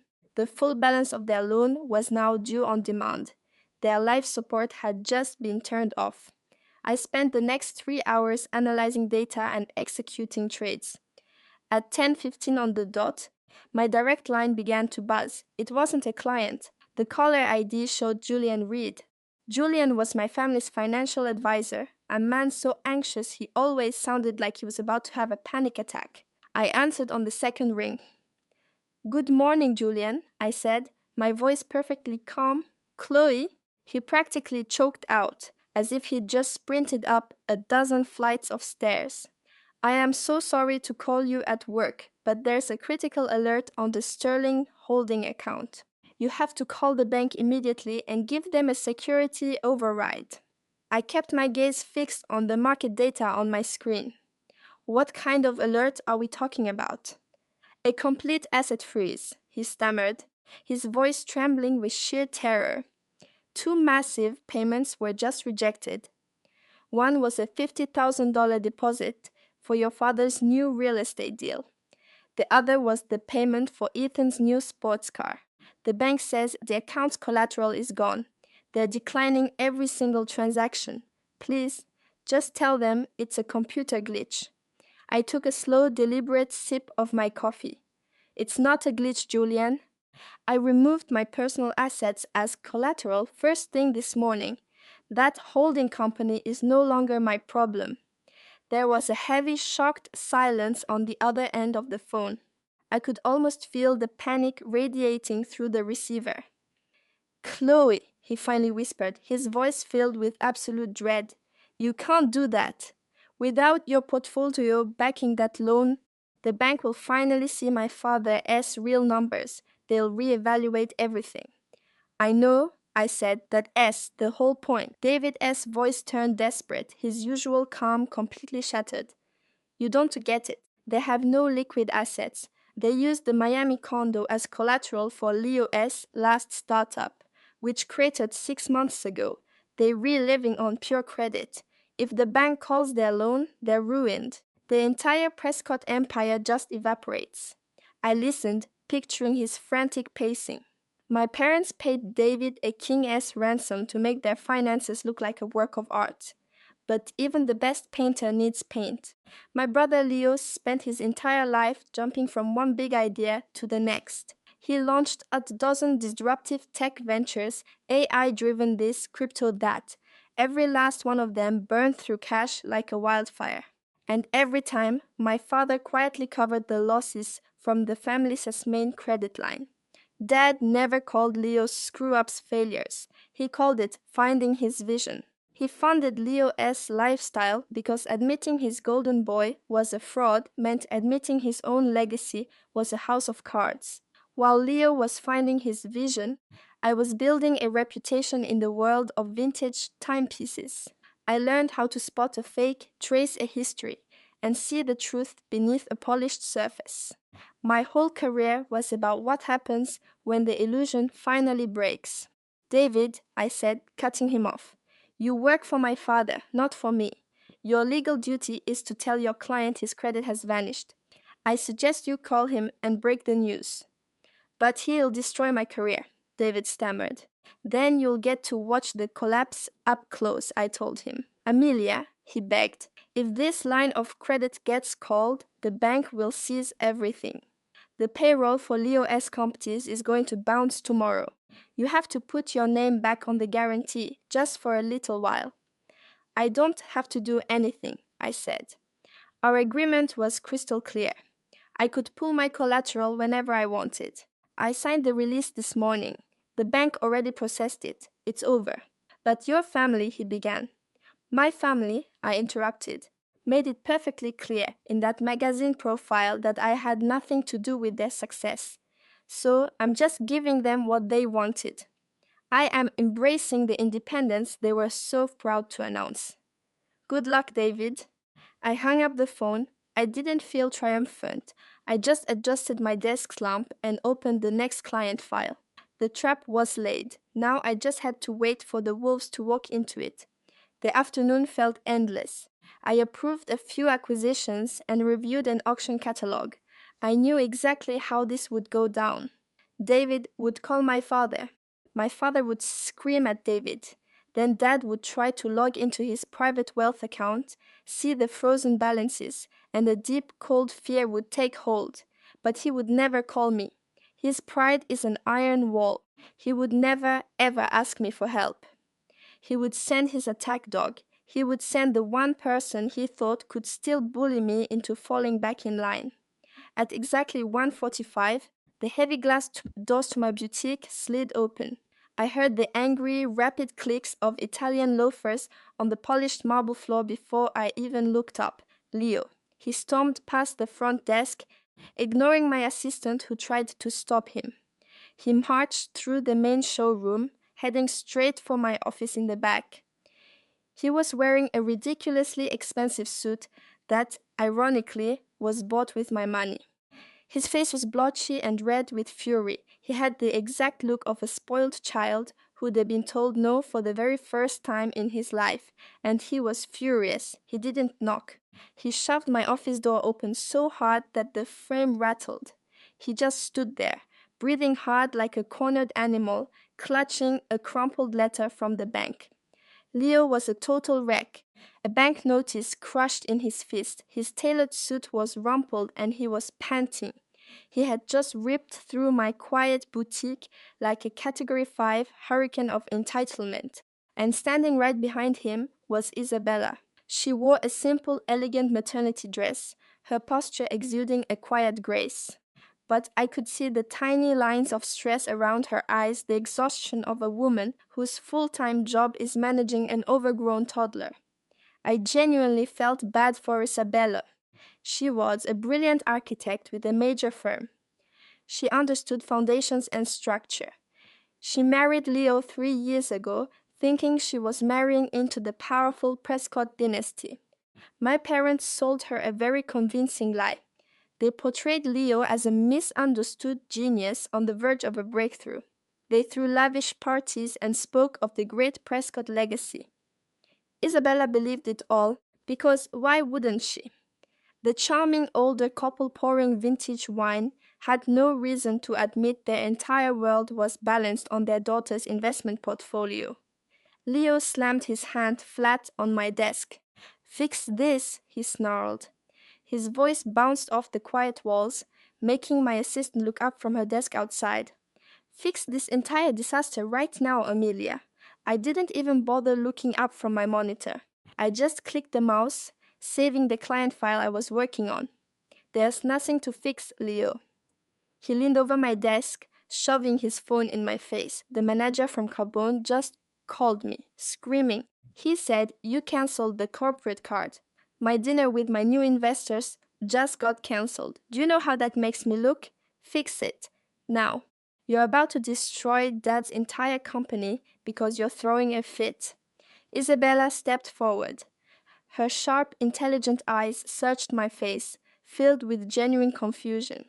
"Leo told me there was some kind of clerical error at the bank with the family credit line," she said, her voice quiet but strong. "He said you accidentally froze the main venture capital funds." I finally turned my full attention to my pregnant sister-in-law. "Isabella, Leo is lying. There is no credit line. There is a shell company that's been bankrupt for years, and I was the only thing propping it up. This morning, I pulled the plug. The bank is officially closed." Leo lunged at my desk, his face turning a deep, ugly purple. "Shut up," he hissed. "You have no idea what you're talking about. You sell old watches. This is complex venture capital." I just turned back to my screen, completely done with his tantrum. "Big ventures require actual capital, Leo," I said, clicking through a few windows. "And you've run out. Let me show you what your husband's financial genius actually looks like." I swiveled the huge 32-inch monitor on my desk so they could both see it perfectly. The online portal for the family office account was already open on the screen. I hit enter. A single itemized transaction log filled the monitor in crisp, clear text. I walked Isabella through the statement, pointing at the screen as her eyes followed each line. I showed her where the funds were supposed to go. "Here's your joint savings, the account for the down payment on your new house. And here is where the money actually went to this account in the Cayman Islands." It was all there, in black and white. 20,000 for investor dinners that were just bar tabs. 50,000 for a conference in Monaco that was just a gambling trip. And $180,000 for a single man's watch. The secure future she thought she was building for their baby was a complete fantasy. And that was just his personal spending. "Now, read the item description," I said softly. Leo saw it coming and tried to stand in front of her. "That's enough, Amelia," he snapped. Isabella pushed him aside with one hand, her eyes glued to the screen. "Don't you dare touch me," she said, her voice suddenly like ice. She leaned closer. I highlighted the last few lines of text. It was the invoice for the watch. A custom Audemars Piguet. The purchase was dated 6 weeks ago, on her birthday. She saw the notes requesting the custom engraving. She saw the recipient's name, and it was her name. It was Clara. And then she saw the delivery details. A fortune for a custom timepiece delivered to suite at the Fontainebleau Hotel. An expensive gift for someone other than his pregnant wife. The watch on the invoice was the exact one she'd shown him in a magazine months earlier. Isabella's expression shifted from confused to completely hollow. She finally got it. The man she married wasn't just a failure. He was a liar and a cheat. Leo started, his voice cracking. He held his hands up, pleading. It was a gift for a client. To close that new AI deal. We were going to pay it back as soon as we got the next round of funding. It was just temporary. Amelia didn't even look at him. She wasn't yelling. She just crossed her arms, pulled out her phone, and unlocked the screen. Her face was a frozen mask of pure fury. "What are you doing?" Leo asked, his voice suddenly weak and pathetic. Amelia's thumbs were a blur across the screen. His wife glared at him. "I'm on the phone with our bank," she said, her voice like steel, "and they've frozen every single one of our accounts. After I hang up, I'm calling my divorce lawyer. Then I'm having the locks changed on our condo." She snapped her phone shut, turned, and walked straight out of my apartment. She didn't look back even once. The sharp click of her heels on the hardwood floor was the only sound until she was gone. Ethan just stood there, completely shell-shocked. He stared at the empty doorway, then back at me, his face a storm of confusion and fury. He had come here expecting me to fix everything for him. Instead, he just watched his whole world burn to the ground in under 3 minutes. He raised a shaky finger at me. "You think you're clever," he hissed, his voice dropping to a venomous whisper. "You think one little account matters? Dad won't let you get away with this. He has other investments. He has real assets. You just made the biggest mistake of your entire life."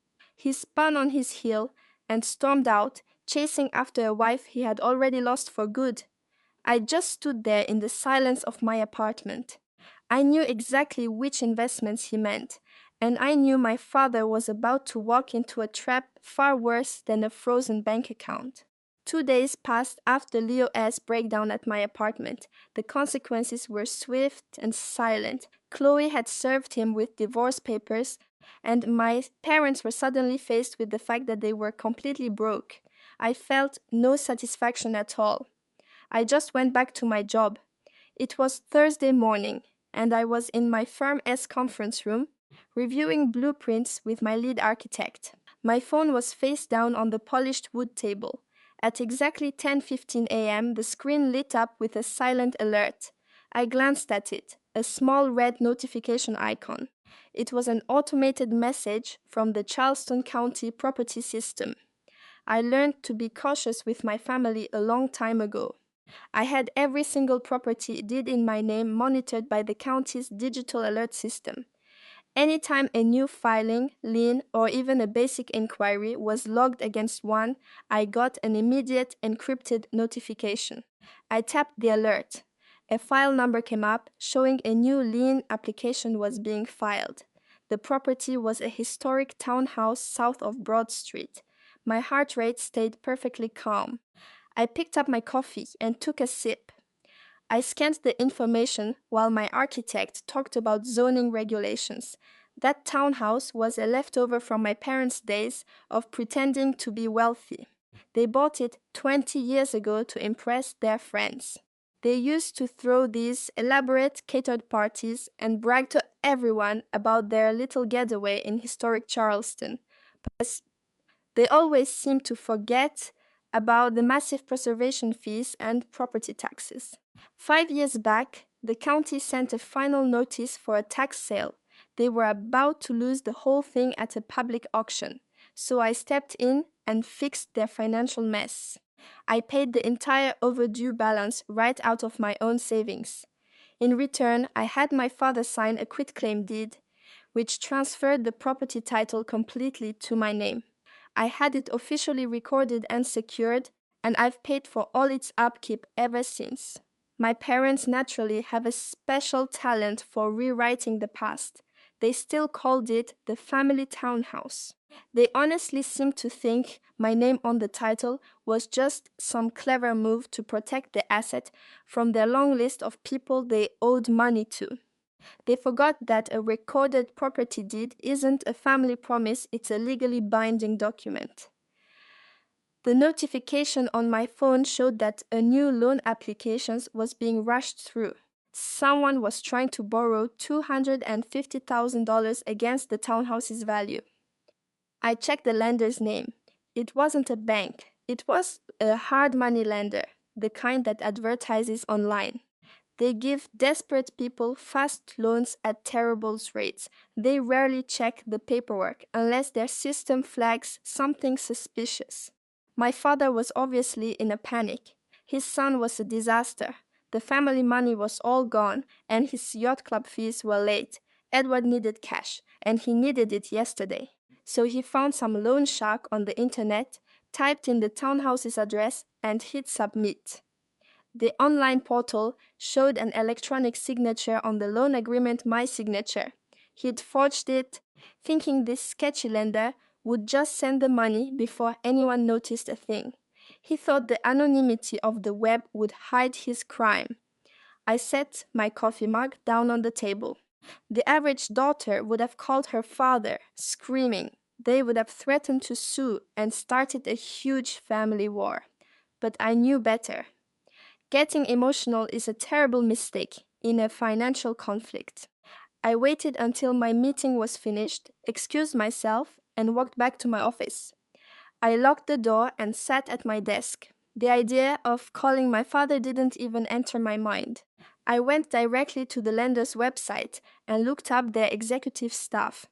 I found the direct phone number for their head of risk management. Before I made the call, I wrote a quick email. I attached a certified digital copy of my driver's license, my firm's articles of incorporation, and the recorded deed proving I was the sole owner of the Charleston property.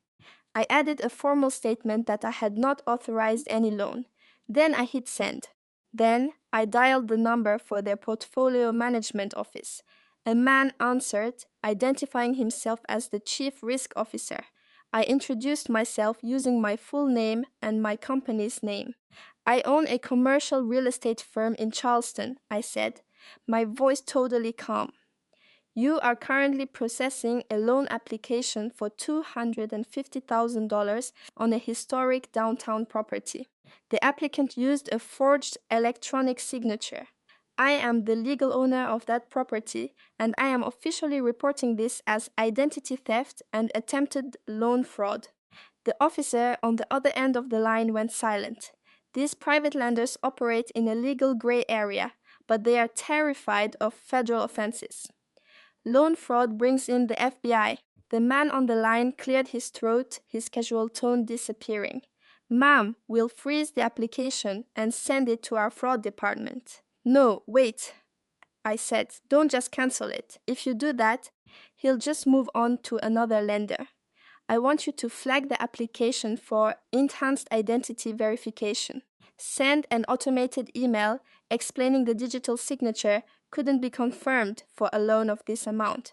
Tell him the final step requires an in-person notarized signature to release the money. The risk specialist was quiet for a second, understanding completely. He saw the cold, perfect logic of the trap. He promised to flag the file, and I hung up, leaning back in my office chair. I'd just handed my own father a shovel to dig his own grave. He would see that email and think it was just a minor administrative issue. He would figure out his forged digital signature wasn't going to be enough. He would need me there, in person. But he's far too arrogant to ever admit he committed a felony. He would try to manipulate me. He would set up a meeting, pretend it was just routine paperwork, and try to corner me into signing. He honestly thought he could outsmart his own daughter with a big smile and a fancy watch. Less than an hour later, my office phone buzzed. The caller ID showed my mother's name. Marianne only ever called my private work number when she was running cover for my father. I let it ring twice, getting myself ready for the performance. Her voice was smooth as silk, that fake warmth she always used for charity events and social columns. She asked about my new project, as if her husband hadn't just tried to commit a federal crime using my name.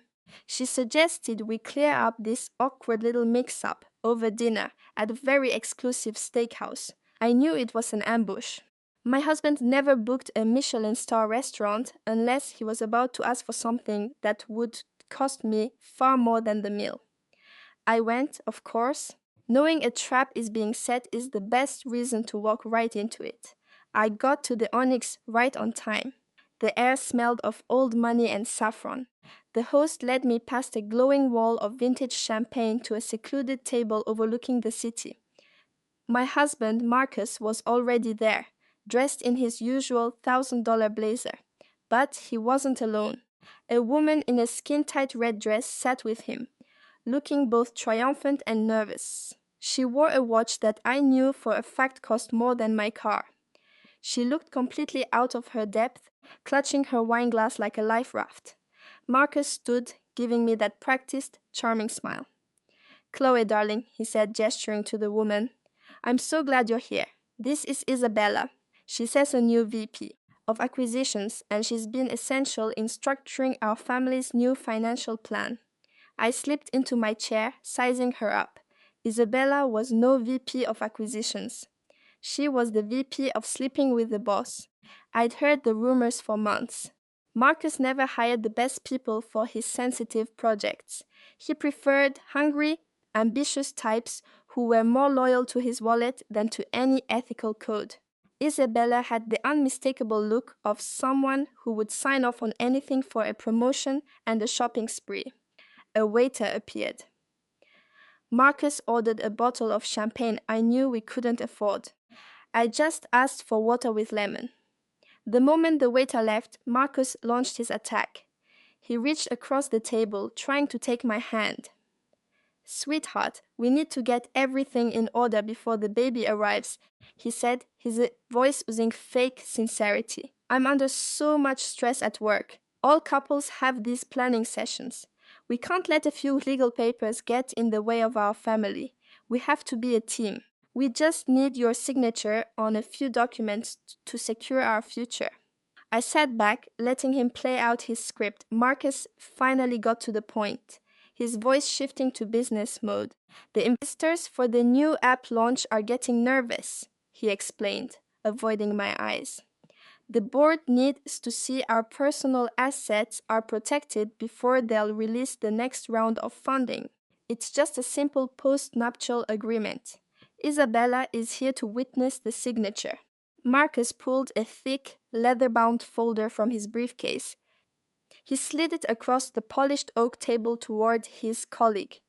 Isabella carefully placed the document squarely in front of me. She clicked open an expensive-looking pen and set it directly on top of the cover page. She then pointed to the signature line on the last page, which was marked with a yellow sticky tab. I didn't touch the pen. I just flipped open the cover and started reading. As a corporate lawyer, I live and breathe fine print. I knew this was no standard asset protection form. It was a complete and total waiver of all marital rights. Signing it would give Marcus sole ownership of every asset we had, including the house I had bought with my own money before we even met. I would be signing away my future and my baby's security. This wasn't a formality. It was a cold, calculated attempt to leave me with nothing. It was pure, unadulterated greed. My husband sipped his champagne. His eyes were cold, daring me to object. He was certain I would sign to avoid a public argument. Instead, I picked up my water glass. I took a long, slow sip of water, then set the glass down deliberately. I looked Marcus directly in the eye. "Honey," I said, my voice dangerously sweet, "before I sign anything, I have a few questions about this provision here on page 12. Marcus blinked, his composure faltering. "Page 12, he stammered. "Yes," I replied. "Section C, paragraph 2. It transfers the deed of my parents' lake house into a holding company you control. I was just wondering, at what point were you planning on telling me you were stealing my inheritance?" Isabella's smug expression began to crumble. She was used to phoning assistants, not a wife who actually read contracts. She shifted in her seat. Marcus jumped in, his friendly act completely gone. "Chloe, don't be so dramatic," he hissed. "This is just legal boilerplate. Just sign the damn thing so we can eat." I kept my eyes on him. A loving husband wouldn't try to swindle his pregnant wife out of her family home. I said coolly, "I wonder what the State Bar Association would think about this little maneuver." Isabella's fleeting panic quickly turned into a clumsy attempt to take charge. She smoothed her dress, trying to regain her composure. "Look, Chloe," she said, her tone condescending. "You're clearly emotional right now. Your husband's business is very complex. My job is to protect his assets. The investors are on a deadline. If you refuse to cooperate, you could jeopardize the entire company. Now stop making a scene. She slid the document back in front of me, tapping the signature line with her perfectly manicured finger. She actually thought threatening my husband's deal would scare me into signing away my life. She thought her affair with my husband gave her some sort of power over me. I glanced at her hand, then at Marcus's guilty face, and then I reached into my purse. I didn't get angry. I didn't even raise my voice. Isabella thought her position as his mistress made her important. She didn't get it. A mistress is just a temporary liability. The wife with all the real secrets holds the power. I pulled out my phone. I didn't need to look up a private investigator's report. I just opened our shared family cloud account. All our vacation photos are backed up there, a feature Marcus apparently forgot about. I casually started swiping through pictures from our trip to Italy last year. I turned the phone toward him. "Remember this little restaurant in Florence?" I asked. He just nodded, his face pale. I kept swiping, past pictures of our wedding, past photos of our first dog. Then I stopped. I turned the screen to face Isabella and slid it across the table, placing it next to her champagne flute. "You mentioned a business trip to Aspen last month," I said. "I think you accidentally uploaded your vacation photos to the wrong album. Here, let me show you." Her face was reflected on the screen, right next to a picture of her and my husband kissing in a hot tub. The mountain landscape was unmistakable. Her confident mask dissolved. Color drained from her face, leaving behind a cheap, chalky foundation. She was used to hiding in the shadows. She was not prepared to be exposed in the light.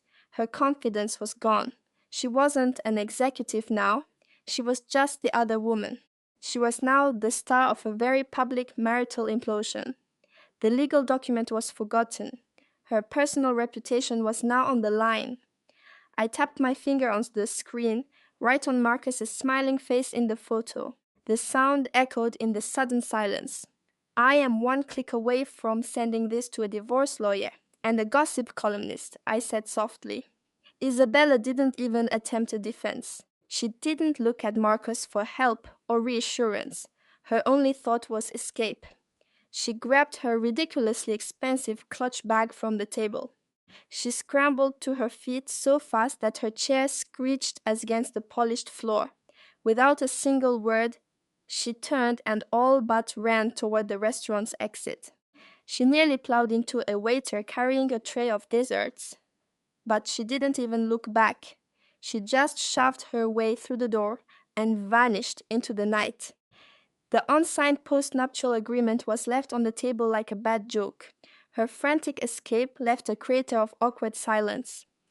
I picked up my phone and slipped it back into my purse. I turned to my husband. Marcus was completely frozen. His mouth was hanging open in pure, unfiltered shock. He had orchestrated this entire dinner, thinking his mistress would help him corner me. Instead, his whole plan had just run out the door. He was gripping the edge of the table so hard his knuckles were white. His handsome, confident smile had completely evaporated. All that remained was the raw, pathetic fear of a man who had just lost everything. The app launch was dead. His lines of credit were frozen. He was trapped in the financial and personal mess that he, and he alone, had created. The quiet in our corner of the restaurant felt like an eternity. Then our waiter returned, sensing the shift in the atmosphere. He glanced at the empty seat where the VP of Acquisitions had been sitting. "Will the lady be returning?" he asked, his voice a perfect model of discretion. "Or shall I clear her setting?" My husband started to make a choking sound, unable to form words. He just stared at the empty space across from him, his perfect world finally shattering. I picked up my bag and stood up. "No," I said, my voice as cold as ice. "She will not be returning, and neither will I." I smoothed down the front of my dress, looking down at the man who saw his wife and unborn child as inconvenient expenses. He wanted me to sign away my future to fund his lies and his affair. My credit card hit the table, covering the bill for their champagne and a dozen oysters. I gave them a calm smile. Enjoy it, I said. It's the last meal you'll ever have that I pay for. I got up and walked out, leaving my husband and his new girl staring at the bank statements I'd left. Every suspicious charge, every secret account, all there in black and white. I started my car, knowing this was just the first move. A cornered man like Ethan is a dangerous one. By now, his father Richard was probably already calling his lawyer. Their perfect little world was crumbling, and they had no clue what I was about to do. They figured we'd fight over the penthouse and the stock portfolio. They were ready for a nasty divorce. But I wasn't playing their game. I sat at my desk, opened my laptop, and accessed the master controls to our shared financial empire. One by one, I cut him out completely. Joint accounts became my sole property. His credit cards went dead. I changed every single password to our investments. The digital door was slammed shut.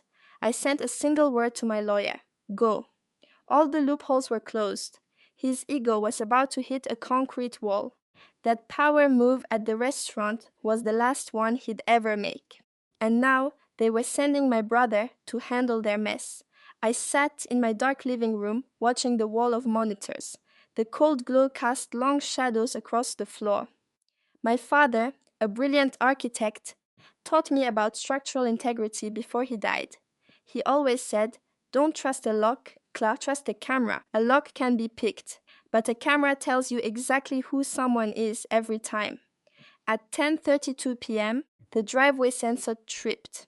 I glanced at the main screen. A black SUV had just parked down the block. Two men got out. I recognized my stepfather and my brother Julian right away. They were dressed in black, sticking to the shadows. A third man, a young locksmith, looked terrified, clutching his heavy tool bag. A complete amateur. My stepfather pointed at my front door, feeding the kid some story to get him to drill my lock. I cranked up the audio from the porch microphone, their whispers filling the room. "We think a massive pipe burst," my stepfather said, his voice soaked in fake panic. "She's traveling for work. We're her emergency contacts. We have to get in before the entire house floods." The young locksmith just nodded, pulling out his drill.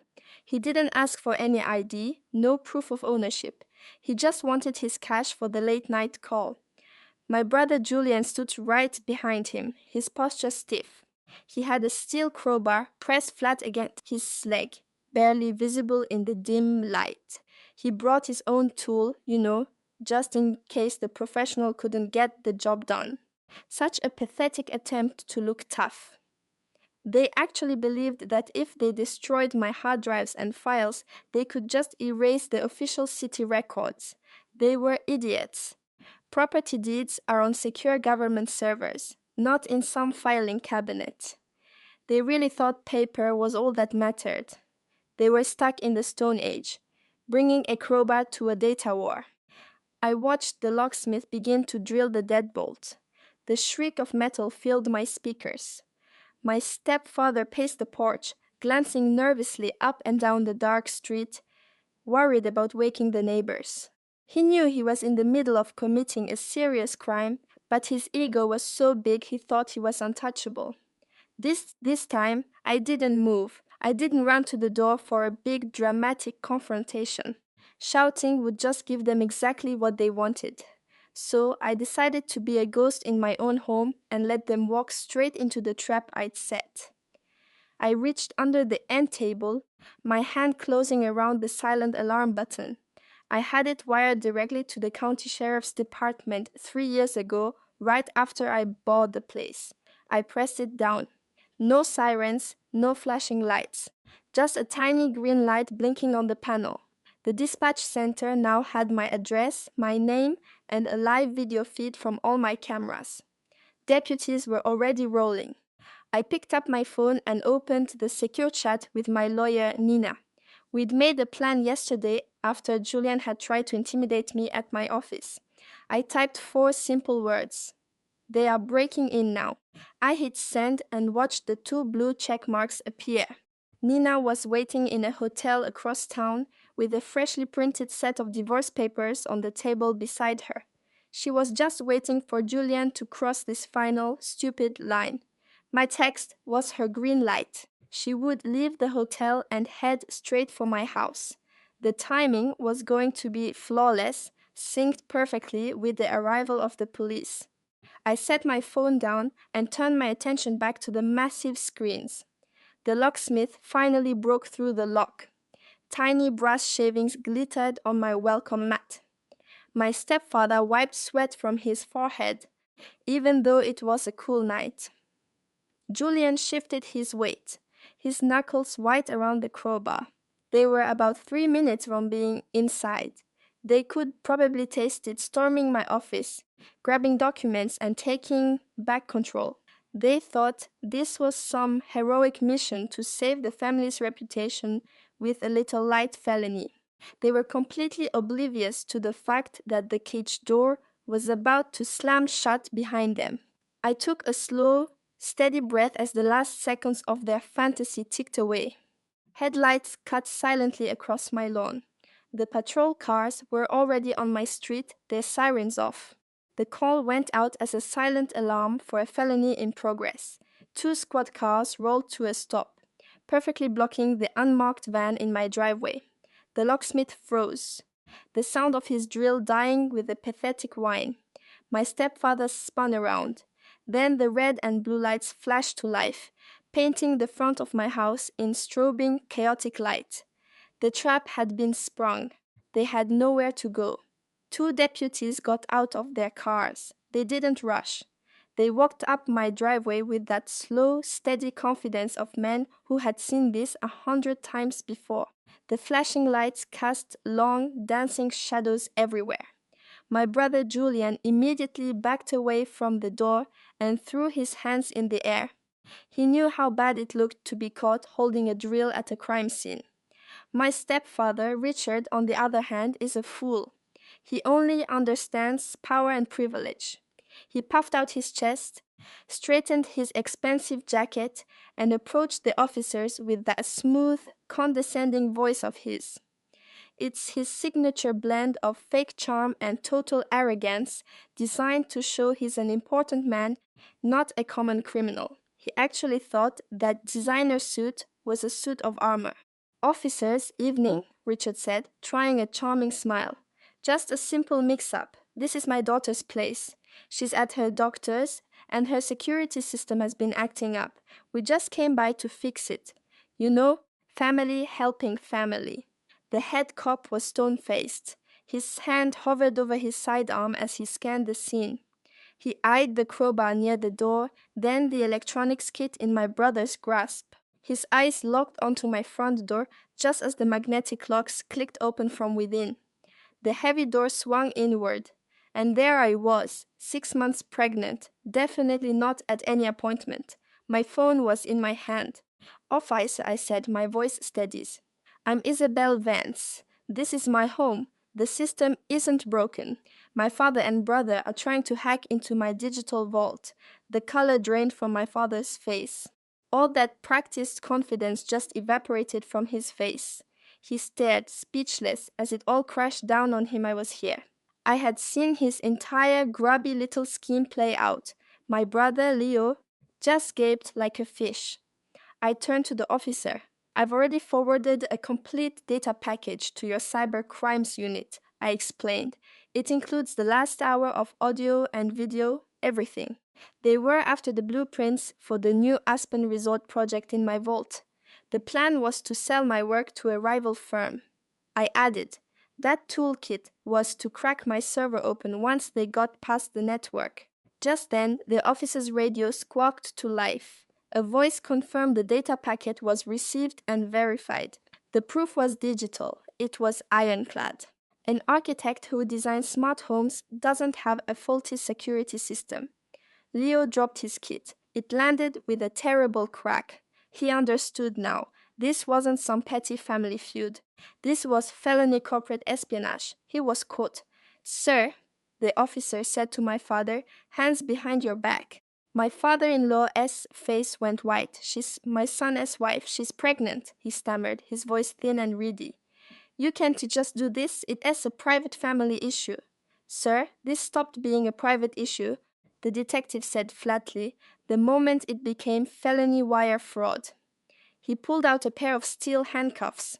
The sharp click of the cuffs locking echoed as he secured my father-in-law's wrists. Then another set snapped around Ethan S.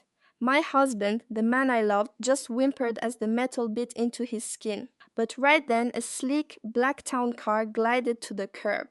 The door opened, and my sister Amelia stepped out. She was wearing a tailored suit, her face a mask of calm determination. She walked across the manicured lawn, completely ignoring the flashing cop cars. There was no screaming, no tears, none of the panic you'd expect from a sister seeing her brother-in-law arrested. She had the cool confidence of someone who knew exactly what was happening. Ethan looked at his sister-in-law with a desperate, pathetic glimmer of hope. He actually believed she was there to bail him out. Amelia walked straight past him to the lead detective, then turned, holding a thick manila envelope. Since Ethan's hands were cuffed behind him, he couldn't reach for it, so Amelia just tucked the envelope neatly into his blazer pocket. "You've been served, Ethan," she said, her voice like ice. She didn't even wait for a reaction. Her eyes found mine across the lawn, and we exchanged a brief, determined nod. Phase 1 was complete. Suddenly, we heard the squeal of tires down the street.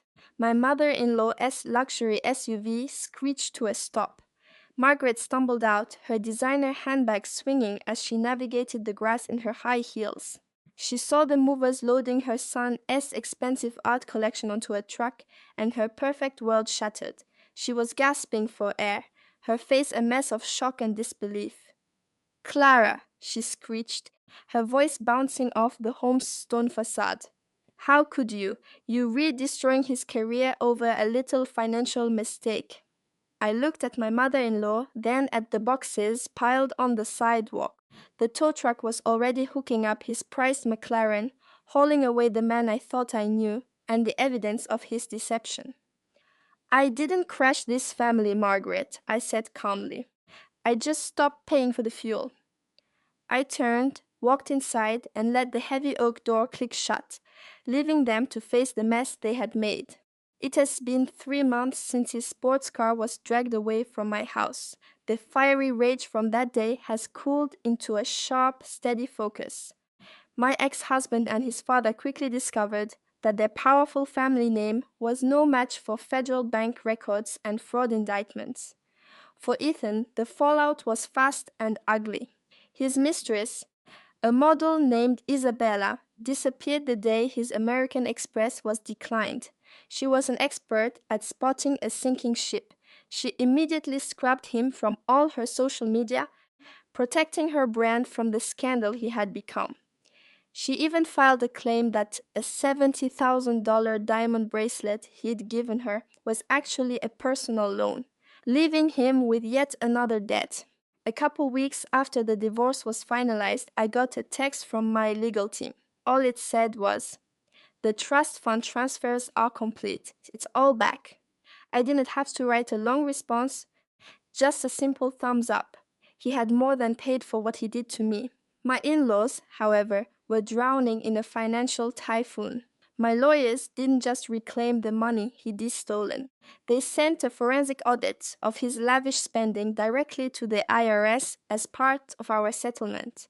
That single document was like pulling the pin on a grenade, triggering a full-scale federal investigation into his father's entire real estate empire.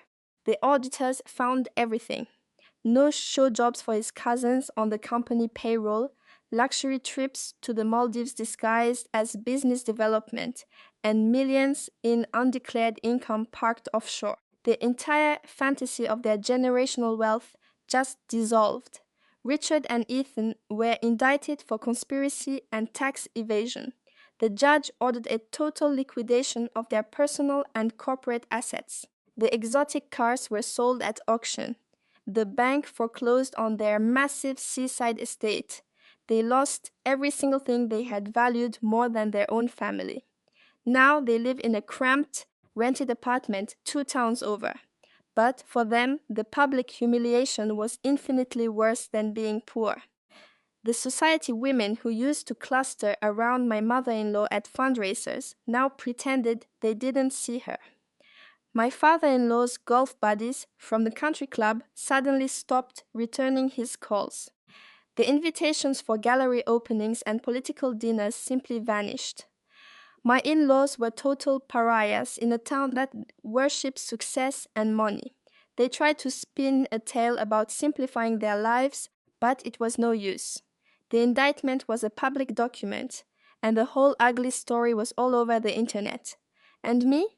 My life became so much more peaceful. I filled the space that their drama used to occupy.